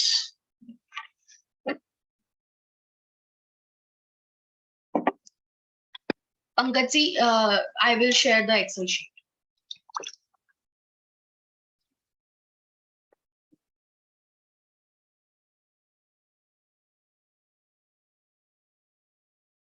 No doubt. All clear. Great. So ये जो मैंने आपको मेथड्स बताए हैं, या जो मैंने आपको ये रिकॉग्निशन एंड मेजरमेंट क्राइटेरियाज बताए हैं, these are for financial assets. ठीक है. अभी तक जो हमने डिस्कस किया, this was all financial asset. Mr. Vipin is asking both methods of FVOCI and FVTPL are allowed. You cannot apply both the methods on same asset. आपको इन तीनों में से किसी एक ही मेथड से अकाउंटिंग करनी है. आप चेंज कर सकते हो. You can move from FVOCI टू FVTPL if the business model changes. राइट. जो इनपुट्स आपने या जो एक्सपेक्टेशंस या अजम्पशंस आपने लेके मेथड क्लासिफिकेशन इनिशियली करी थी, those assumptions change, then you can go ahead and change the method, but otherwise you can not change the method. Thank you Pankaj sir. Okay, now I will move on. This we have understood: amortized cost, FVTPL, FVOCI, business model test, contractual cash flow characteristics test. We have discussed all of this. ये अब मैं एक बार summarize कर देती हूँ. So the classification of financial assets will happen in this manner कि जो debt instruments है, यानी कि जो आपके जैसे trade receivables होते हैं, लोन रिसीवेबल्स होते हैं, सिक्योरिटी डिपॉजिट्स होती हैं, इस तरीके के जो इंस्ट्रूमेंट्स होते हैं, उसमें आपको ये सीसीएफ टेस्ट अगर पास है और business model is to hold the asset, then it will go by amortized cost method. If the business model is to collect and sell, then it will go by FVOCI. If the CCF test fails, business model test fails, or you decide to designate it irrevocably at FVTPL, then FVTPL is the classification. अगर आपका financial asset एक derivative instrument है तो वो हमेशा FVTPL पे जाता है. This you have to keep in mind. Derivative means FVTPL, as simple as that. अगर आपके financial asset is an equity instrument है, आपने किसी दूसरी कंपनी के इक्विटी में इन्वेस्ट किया हुआ है, और अगर आप उसको ट्रेड करते हो उसमें, या फिर आप उसको डेजिग्नेट नहीं करे हो इनिशियली एट FVOCI, तो FVTPL पे जाएगा. सो whenever when you hold an asset for trading purposes, it will always be at FVTPL. So two things to keep in mind: derivative instrument and held for trading purposes assets are always FVTPL, right? Otherwise equity instrument is always taken at FVOCI. Right. I hope this is clear. Financial assets is clear. Then we'll move on to financial liabilities.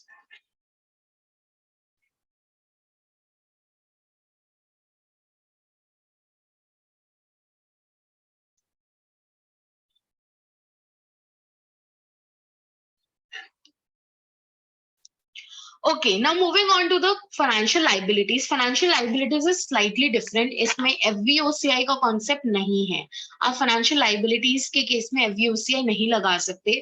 यहाँ पे आपकी सारी liabilities amortized cost method पे ही classify होती हैं, इसी पे ही measure होती हैं, until unless अगर derivative है, derivative means FVTPL. बहुत simple.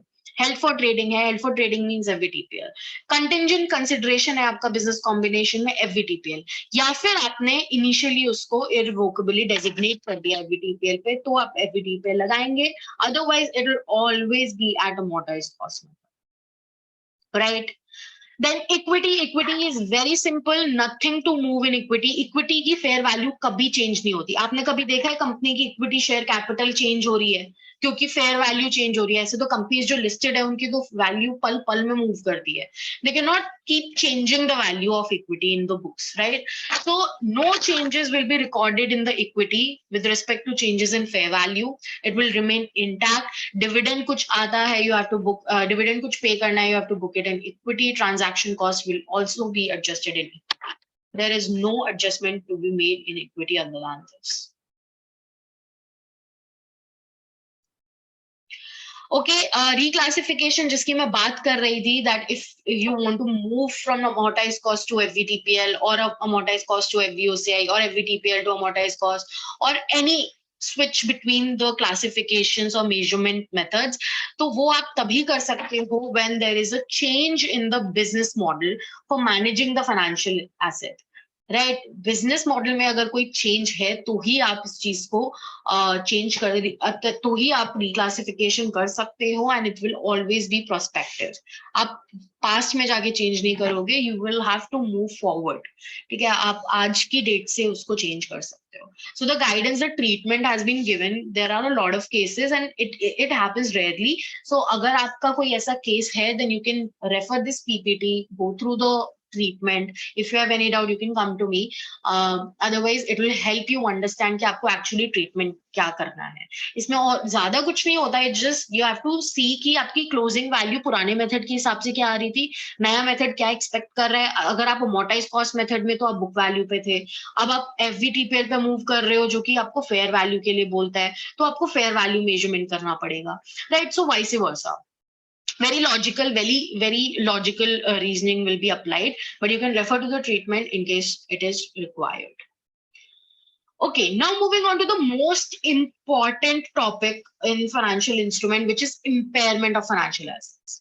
Now, tell me one thing. आप लोगों ने provision for doubtful debts का नाम सुना होगा. हम सबने बुक्स में बनाया होगा. हम में से कितने लोग अकाउंटिंग करते हैं या हम ऑडिट करते हैं कंपनीज की, राइट? या फिर हम सबने अपने एग्जाम्स में तो पढ़ा ही है. Provision for doubtful debts, bad debts, we all are aware of this, correct? Right. So provision for doubtful debts जो टर्म हम यूज करते थे एएस में, उसको अब बोलते हैं लॉस अलाउंस.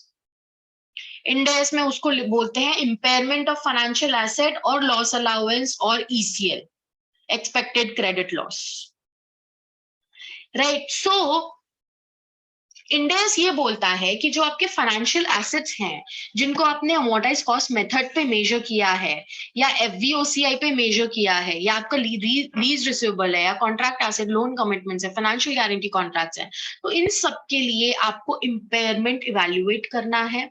अगर कोई एक्सपेक्टेड क्रेडिट लॉस है तो आपको उसके लिए एक लॉस अलाउंस रिकॉग्नाइज करना है.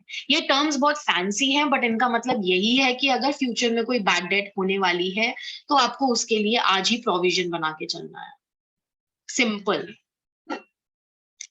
Right? Fancy term, same meaning. ठीक है. एफवीटीपीएल के लिए रिक्वायर्ड नहीं है, बिकॉज एफवीटीपीएल पे आपने देखा होगा कि पीएनएल में directly fair value changes recognise हो रहे हैं. तो if your asset is already at fair value, then there is no need to recognise any loss allowance, right? So provision for bad debt या loss allowance for expected credit loss आपको recognise करना है. What is a credit loss allowance और what is expected credit loss? Simple. Bad debt क्या होता है? आपको जितना पैसा मिलना चाहिए था उतना नहीं मिलेगा. इट्स एन एस्टिमेट कि जो आपको फ्यूचर में पैसा मिलने वाला था वो फ्यूचर में अब नहीं मिलेगा, as simple as that.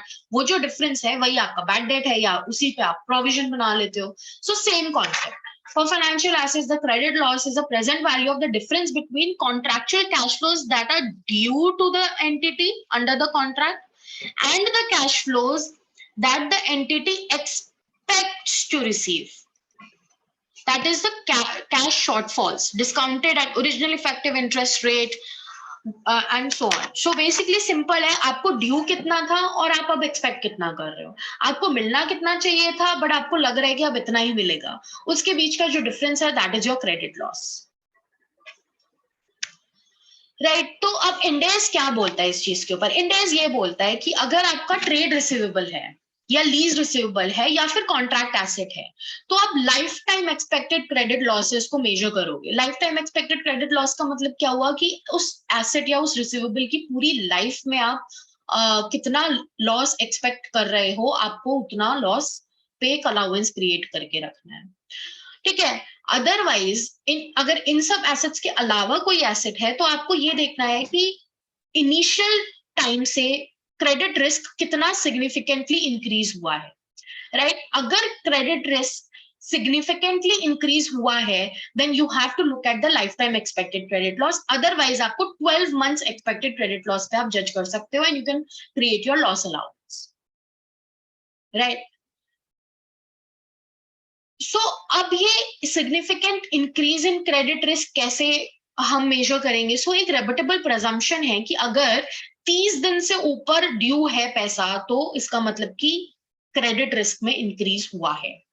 Right, ये एक बहुत जर्नल प्रेजम्पशन है मार्केट में कि अगर 30 दिन से ऊपर ड्यू है that means there is a credit risk. Right, now any doubt in this? I will take a I want to explain you that ये जो लॉस अलाउंस है इसके लिए कोई मेथड नहीं दिया है स्टैंडर्ड में। स्टैंडर्ड ने ये नहीं बताया है कि आपको ऐसे कैलकुलेट करना है कि आपको 1% बनाना है, 10% का प्रोविजन क्रिएट करना है। No, the standard does not provide that guidance. Standard बोलता है कि आपको lifetime expected credit loss देखना है या फिर आपको 12 मंथ्स एक्सपेक्टेड क्रेडिट लॉस देखना है। Now there is a simplified approach for trade receivables. Trade receivables के लिए वो ये बोलता है कि आप प्रोविजन मैट्रिक्स यूज कर लो। अब ये प्रोविजन मैट्रिक्स बस उसने एक टर्म दे दी, उसने ये नहीं बोला कि आप प्रोविजन मैट्रिक्स के हिसाब से इतना इतना प्रोविजन बताओ। ये कंपनी टू कंपनी चेंज होता है। This will depend upon the nature of the company, the industry in which it operates, the products that they are selling, the market that they are existing into, regulatory requirements क्या है, government regulations क्या है, economy कैसी है, उन सब चीजों पे डिपेंड करता है कि आपका प्रोविजन मैट्रिक्स कैसा होगा, आपका कस्टमर कैसा है, उसकी क्रेडिबिलिटी कितनी है। Right, and it can be different for one customer to second customer in the same company also.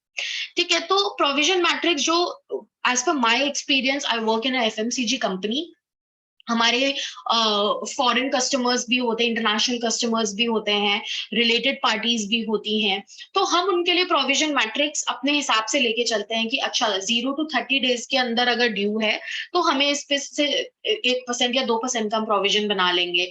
But अगर से 60 डेज पास ड्यू हो गया है तो हमें ज्यादा बनाना है। अगर मोर देन 180 डेज है तो हम 100% प्रोविजन कैरी करके चलेंगे। अगर रिलेटेड पार्टी है तो हमें प्रोविजन कैरी करने की जरूरत नहीं है। राइट, सो इट डिपेंड्स कि हमारी कंपनी क्या है, हमारा पास एक्सपीरियंस क्या रहा है कस्टमर्स के साथ।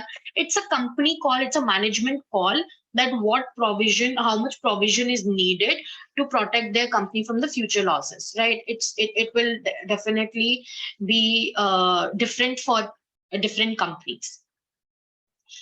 कोई rule book नहीं है इसके around. Right, so any doubt in this?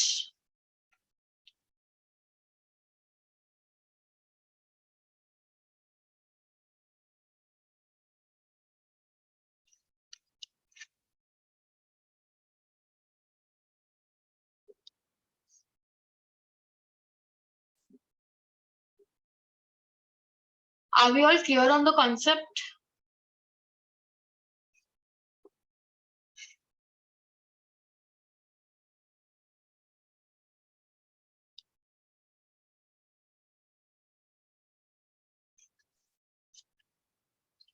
if credit term is more than 30 days, are we supposed to create future losses? If credit term is more than 30 days, it depends, Manoji, on the company and industry as well. अगर आपका credit term ही more than 30 days है तो वो तो due ही नहीं हुआ अभी, right? वो जब से ड्यू होगा उसके बाद से आपकी एजिंग बनना शुरू हो जाएगी. What will be the treatment of reversal of provisions if payment is received? तो आप रिवर्स कर देंगे एंट्री. अगर आपने प्रोविजन फॉर डाउटफुल डेट या लॉस अलाउंस आपने क्रिएट किया था, you would have hit your other expenses and created the liability. अब अगर पैसा आ गया then you can reverse it, right? You can give a benefit in the P&L, right?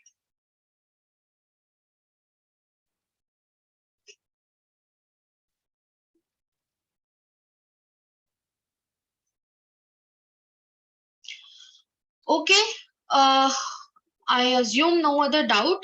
कोई आपका डाउट होगा तो सेशन के एंड में भी ले सकते हैं, no worries. Now we come to the derivatives. Derivatives होते क्या हैं? I will not deep dive into derivatives and hedging per se because these are very vast topics and also not very common. ठीक है, तो अगर किसी की एक स्पेसिफिक क्वेरी है that we can take up, otherwise I will just try to explain you the concepts और accounting, basic accounting किस तरीके से होती है.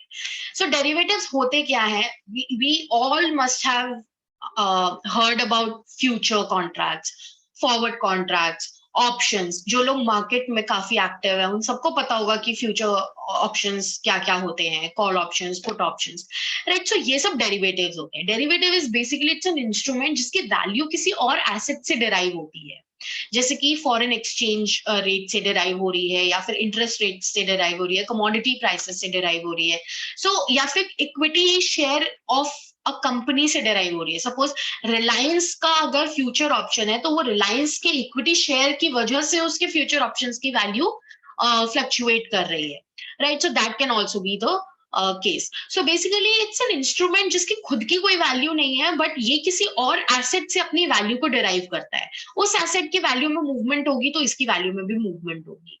सो these are like derivatives in the market are available in the form of forward contracts, future contracts and options. इसमें क्या होता है कि आपको डे वन पे कोई इन्वेस्टमेंट नहीं करनी होती, लेकिन ये एक फ्यूचर डेट पे जाकर के सेटलमेंट होती है, राइट? सो डेरिवेटिव्स कंपनीज काफी यूज करती हैं to for speculation purposes, for hedging purposes, for arbitrage purposes.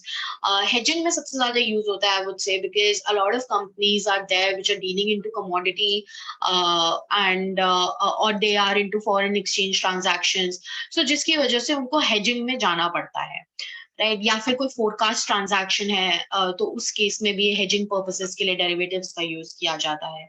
So derivatives की अकाउंटिंग बहुत सिंपल है, जैसे मैंने बताया था कि इनिशियल रिकॉग्निशन तो फेयर वैल्यू पे होना ही होना है, and then subsequent measurement will be at FVT. So basically इसमें M2M चलता है, मार्क टू मार्केट, कि आपका फेयर मार्केट में जितनी उसकी फेयर वैल्यू आप उस पर अपना गेन और लॉस रिकॉग्नाइज करते जाते हो P&L में, जैसे जैसे आप मंथ या रिपोर्टिंग डेट पे आते जाते हो, right? As simple as that. Until unless the derivative is settled, उसका जितना भी gain और loss है आप P&L में recognize करते जाते हो. Hope it's clear. We come to the hedge accounting. जैसे कि मैंने बोला कि डेरिवेटिव्स यूज होते हैं हेजिंग के पर्पसेस के लिए भी, तो हेजिंग होता क्या है? Hedging is basically nothing but it's a way to protect your P&L, I would से.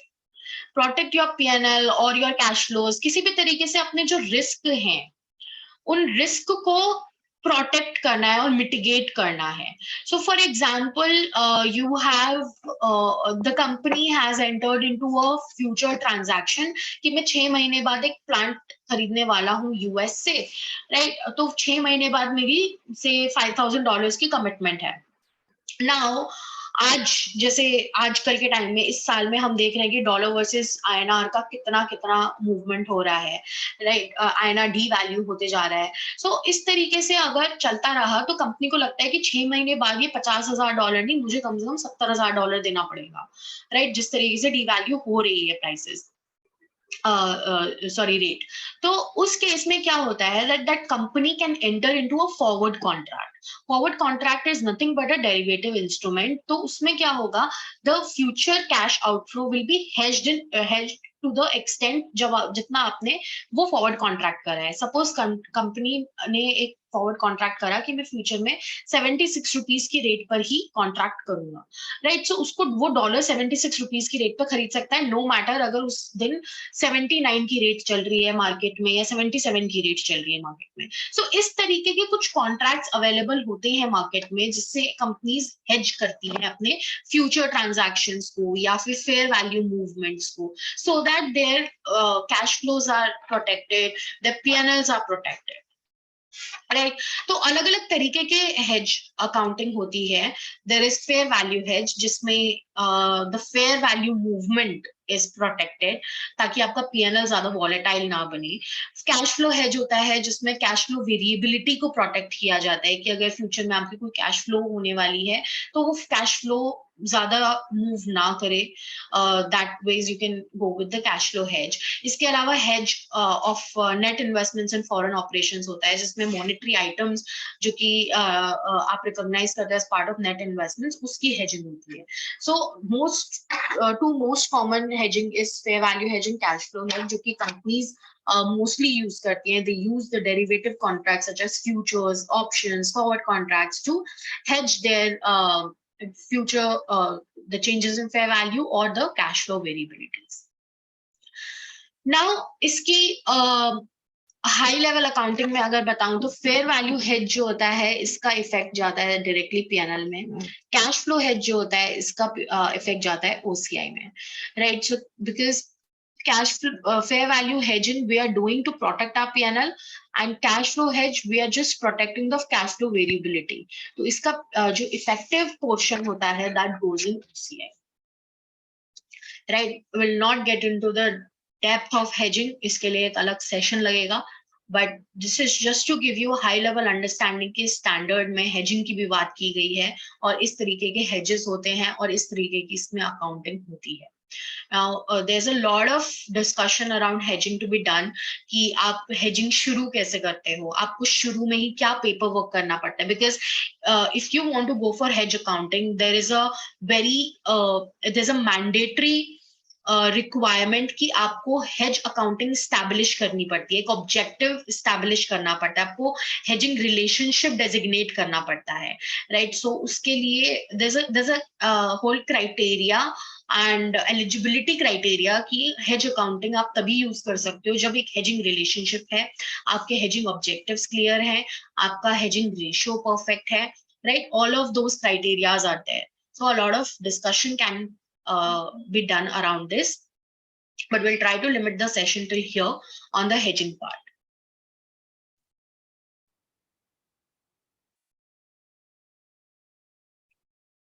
Example of fair value hedge and cash flow hedge. I gave an example of cash flow hedge. जैसे कि आप future में कुछ खरीदना चाहते हो foreign exchange rate, dollars में आपको कोई कैश फ्लो करना है, आप प्लांट खरीद रहे हो यूएस से, तो आप अपना फॉरवर्ड कॉन्ट्रैक्ट में एंटर हो सकते हो to protect your future cash flows. Fair value hedge में सिमिलरली अगर मान लो आपने कोई लोन लिया है, राइट, फॉरेन करेंसी में, and you have to revalue, reinstate that loan, right. तो आपकी जो movement है, the change in fair value will be recognized in P&L. So उस fair value को आप protect कर सकते हो by entering into a future contract or by entering into a forward contract to fix the interest rate.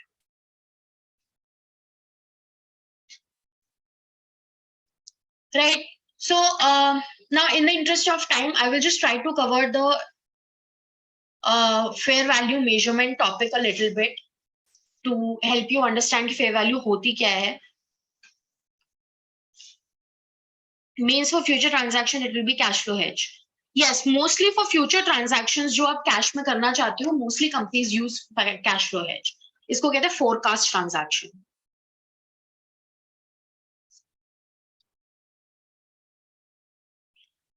Okay.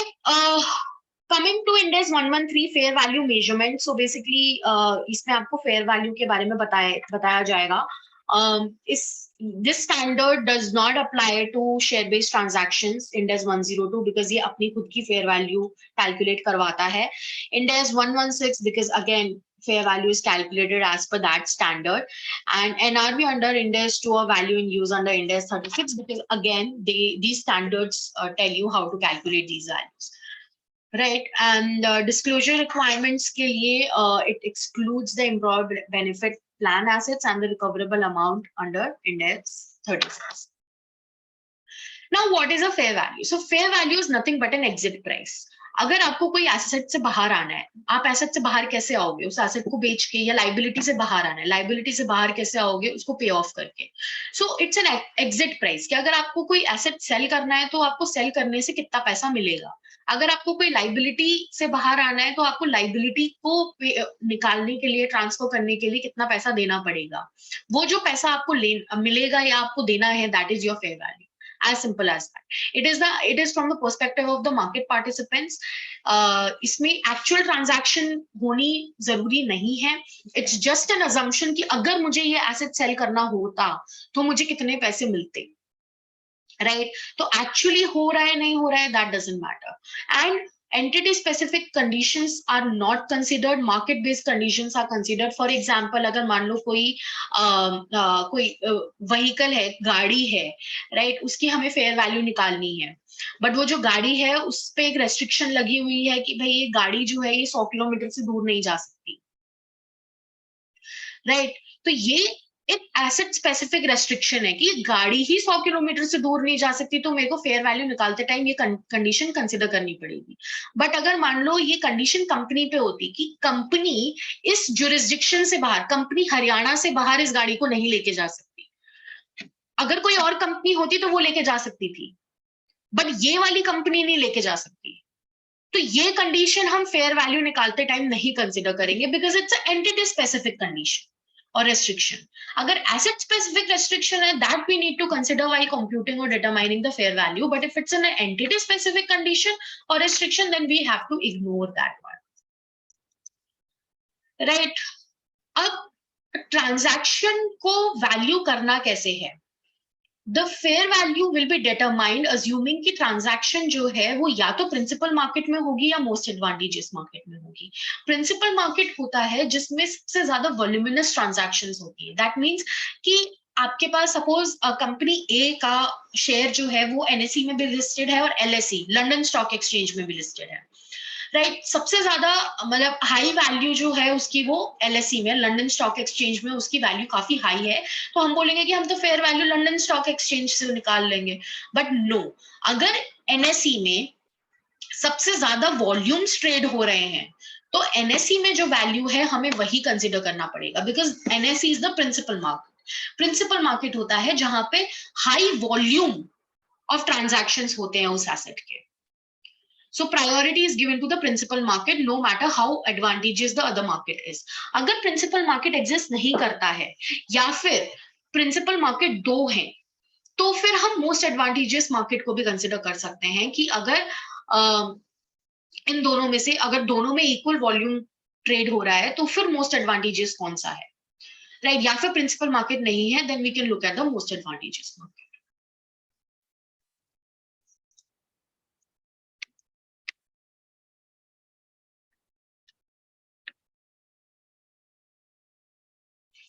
As I said that this fair value is determined between the market participants. तो market participants क्या होते हैं? Market participants होते हैं वो buyers और sellers in the principal market or the most advantageous market, जो कि independent होनी चाहिए. अगर related parties के बीच में आप transaction measure करने बैठोगे, then that is not your fair value, right? They have to be independent, knowledgeable, ability होनी चाहिए, विलिंगनेस होनी चाहिए, मतलब कि वो ट्रांजैक्शन में एंटर कर सके, करे या ना करे that is a separate issue, but कर सकते हैं क्या, right? That is the concern, the consideration that we need to keep in mind. And independent होनी चाहिए, that is the most important part.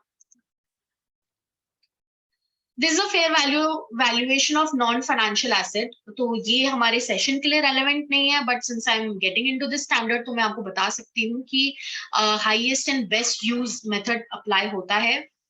Suppose आप प्लांट एंड मशीनरी या land and building, most importantly land and building की अगर आप fair value करने जाते हैं, then you can look at the highest and best use. Doesn't matter कि asset जो है वो एक्चुअली किस सिचुएशन में है अभी, बट उसका हाईएस्ट और बेस्ट यूज क्या हो सकता है, हमें वो अज्यूम करना है, keeping into mind the physical possibility कि आप किस जुरिस्डिक्शन में है, उस एसेट की एक्चुअल फिजिकल कंडीशन क्या है, साइज क्या है, ये सब चीजें कंसिडर करते हुए लीगल परमिसिबिलिटी की क्या वहां की उस जुरिस्डिक्शन की गवर्नमेंट आपको अलाउ करती है उस बेस्ट यूज कंस्ट्रक्ट करने के लिए, फाइनेंशियल फिजिबिलिटी की कंपनी के पास क्या इतना पैसा है कि वो हाईएस्ट एंड बेस्ट यूज पे जा सकती है, राइट। सो ये पॉइंट्स, ये फैक्टर्स कंसिडर करते हुए we have to look at the highest and best use. For example, a company has a building, right, and they are using that for their office purposes, but आसपास उस building के malls हैं, तो highest and best use अगर जज किया जाए तो वो बोलते हैं कि इस बिल्डिंग को अगर हम मॉल में कन्वर्ट कर देंगे तो आज जो जितना पैसा हमें इस बिल्डिंग से मिल रहा है उतना नहीं, हमें इससे 5 गुना ज्यादा मिलेगा। सो हाईएस्ट एंड बेस्ट यूज क्या होगा? मॉल। मॉल बना दे, मॉल बनाए या ना बनाए that is a separate issue, but अगर इस पे मॉल बन जाता तो इसकी वैल्यू क्या होती, that is your fair value, obviously keeping in mind the physical possibility, legal permissibility and financial feasibility, right. Fair value of non financial asset की जरूरत क्यों होती है? क्योंकि आपका इंडेक्स 16 और इंडेक्स 38 बोलता है आप रिवैल्यूएशन मॉडल पे जा सकते हो, तो रिवैल्यूएशन मॉडल पे अगर आप जाओगे तो आपको फेयर वैल्यू कैलकुलेट करने की जरूरत पड़ेगी। इन्वेस्टमेंट प्रॉपर्टी के केस में आपको कॉस्ट मॉडल यूज करना है, लेकिन आपको फेयर वैल्यू डिस्क्लोज करनी होती है, so in that case also you need the fair value.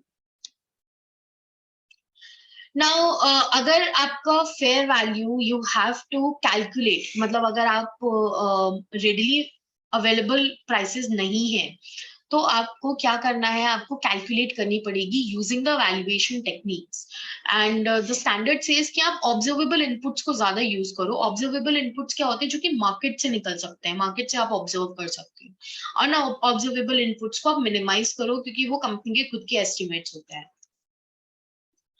Valuation techniques क्या क्या हो सकती है? For example market approach. Market approach मतलब कि आपको सिमिलर एसेट या आइडेंटिकल एसेट मार्केट में मिल गया है और उसकी क्या वैल्यू, आप उस वैल्यू से डिराइव कर सकते हो कि अच्छा मेरे एसेट की भी इतनी वैल्यू होगी, प्लस माइनस ये एडजस्टमेंट्स, राइट। कॉस्ट अप्रोच क्या होगी कि अगर आपको इस एसेट को रिप्लेस करके नया एसेट लेकर के आना है तो आपकी क्या कॉस्ट पड़ेगी, that can be one way to calculate the fair value of the outgoing asset. Income approach यानी कि अगर आप उस एसेट को यूज करते रहेंगे तो जो फ्यूचर कैश फ्लोज है उनकी आज की डेट में वैल्यू क्या है, प्रेजेंट वैल्यू क्या है, that way also you can calculate the fair value. So these three methods that the standard talk about कि market approach आप ले सकते हो, cost approach आप ले सकते हो, या income approach आप ले सकते हो to determine the fair value. उसके बाद स्टैंडर्ड बोलता है कि फेयर वैल्यू हायरार्की उन्होंने बनाई है। फेयर वैल्यू हायरार्की के हिसाब से जो लेवल वन फेयर वैल्यू है जिसको हाईएस्ट प्रायोरिटी दी जाती है is the unadjusted quoted prices in after market. इसका मतलब कि अगर आपका एसेट मार्केट में लिस्टेड है, शेयर प्राइसेस लिस्टेड हैं, डेट प्राइसेस लिस्टेड है, तो हम सीधा मार्केट से उठाएंगे, that is the most untouched price, right, purest form of fair value. लेकिन अगर आपका एसेट एक्टिव मार्केट में लिस्टेड नहीं है, then you can go to the level 2 hierarchy in this hierarchy, जो बोलता है कि आप दूसरे किसी आइडेंटिकल एसेट की फेयर वैल्यू उठा सकते हो मार्केट से, and then you can adjust it to compute your fair value using the insignificant unobservable inputs. But level 3 which is given the lowest priority says कि अगर आपके पास एक्टिव मार्केट नहीं है, आपके पास आइडेंटिकल एसेट की भी एक्टिव मार्केट नहीं है, then you will have to compute the fair value using the fair valuation techniques and use the unobservable inputs as much, like use the observable inputs as much as you can, but आप unobservable भी use कर रहे हो, then obviously it will lie in the level 3 category. Right, so ये जो मैंने आपको ये अभी ट्रायंगल आप देख रहे हैं, this pyramid, this will be disclosed in the financial statements of the company. तो अगर मैं टाटा मोटर्स की बैलेंस शीट आपको दिखाती हूँ,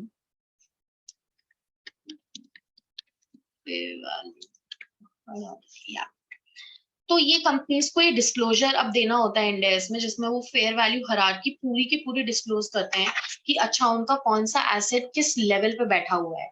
सपोज अब ये बोल रहे हैं कि fair assets, financial assets measure at fair value investments पे लेवल 1 है और लेवल 3 कैटेगरीज में, डेरिवेटिव एसेट्स लेवल 2 पे है, फाइनेंस रिसीवेबल्स लेवल 3 पे है, लाइबिलिटीज में derivative liabilities and financial liabilities दोनों लेवल 2 पे बैठे हैं। तो ये डिस्क्लोजर अब मैंडेटरी है as per Ind AS 113 for all the companies which are having fair value in their financial statements.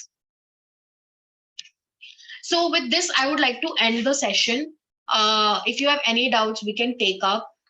For future references, you can note my number. If you have any doubt, we can connect personally as well, or you can reach out to Sumit sir, and then we can together help you, right? And yes, if you have any questions, we can take up.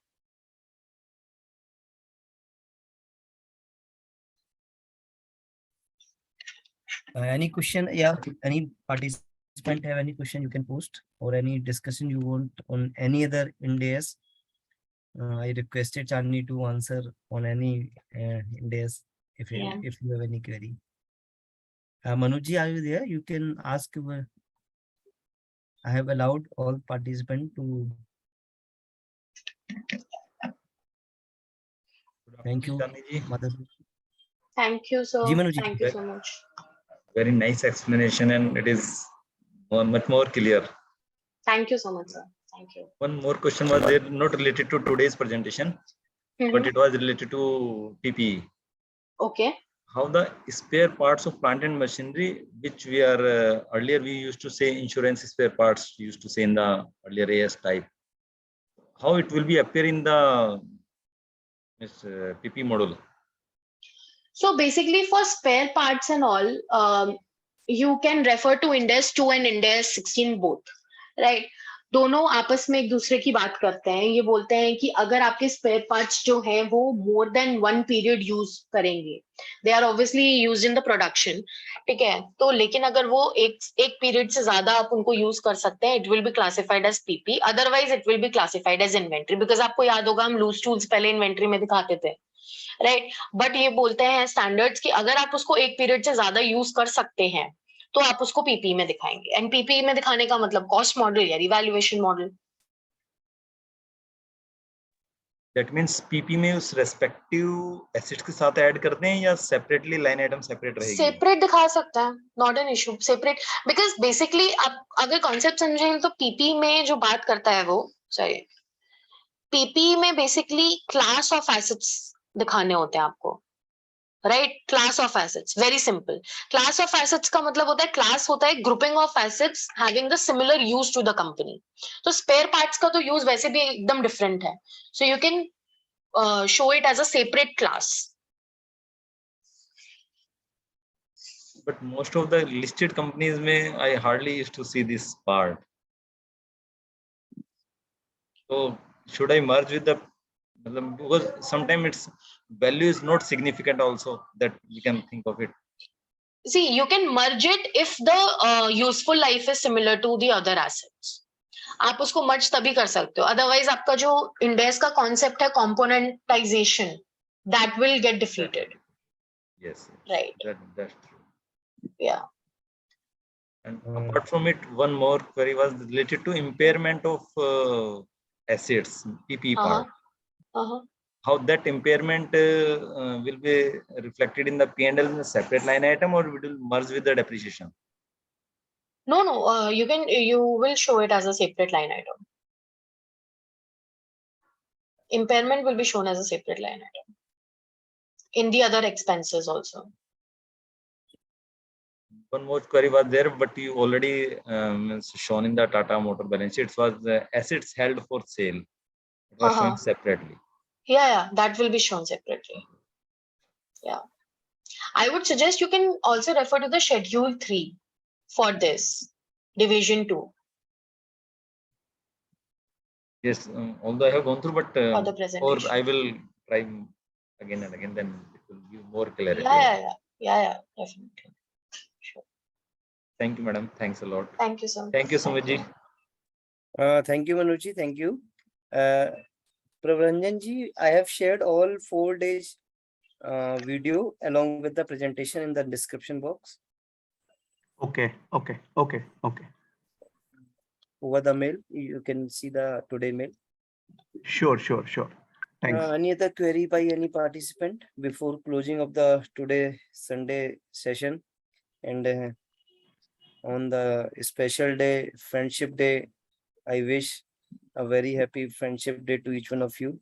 And thanks to Chandni for sparing your valuable time and wonderful knowledge on the subject. Thank you so much, sir. Thank you so much for inviting. All feedbacks are positive and I hope everyone is satisfied with the knowledge. Vinita ji, Manoj ji, everyone say thank you. So now closing the today's session, Chandni, and thank you to each one of you for joining today. And tomorrow session is evening 6 p.m. on Karo. Thank you, Chandni, once again for your wonderful. Thank you so much, sir. Thank you so much to all the participants for joining and careful listening. Thank you so much. Thank you.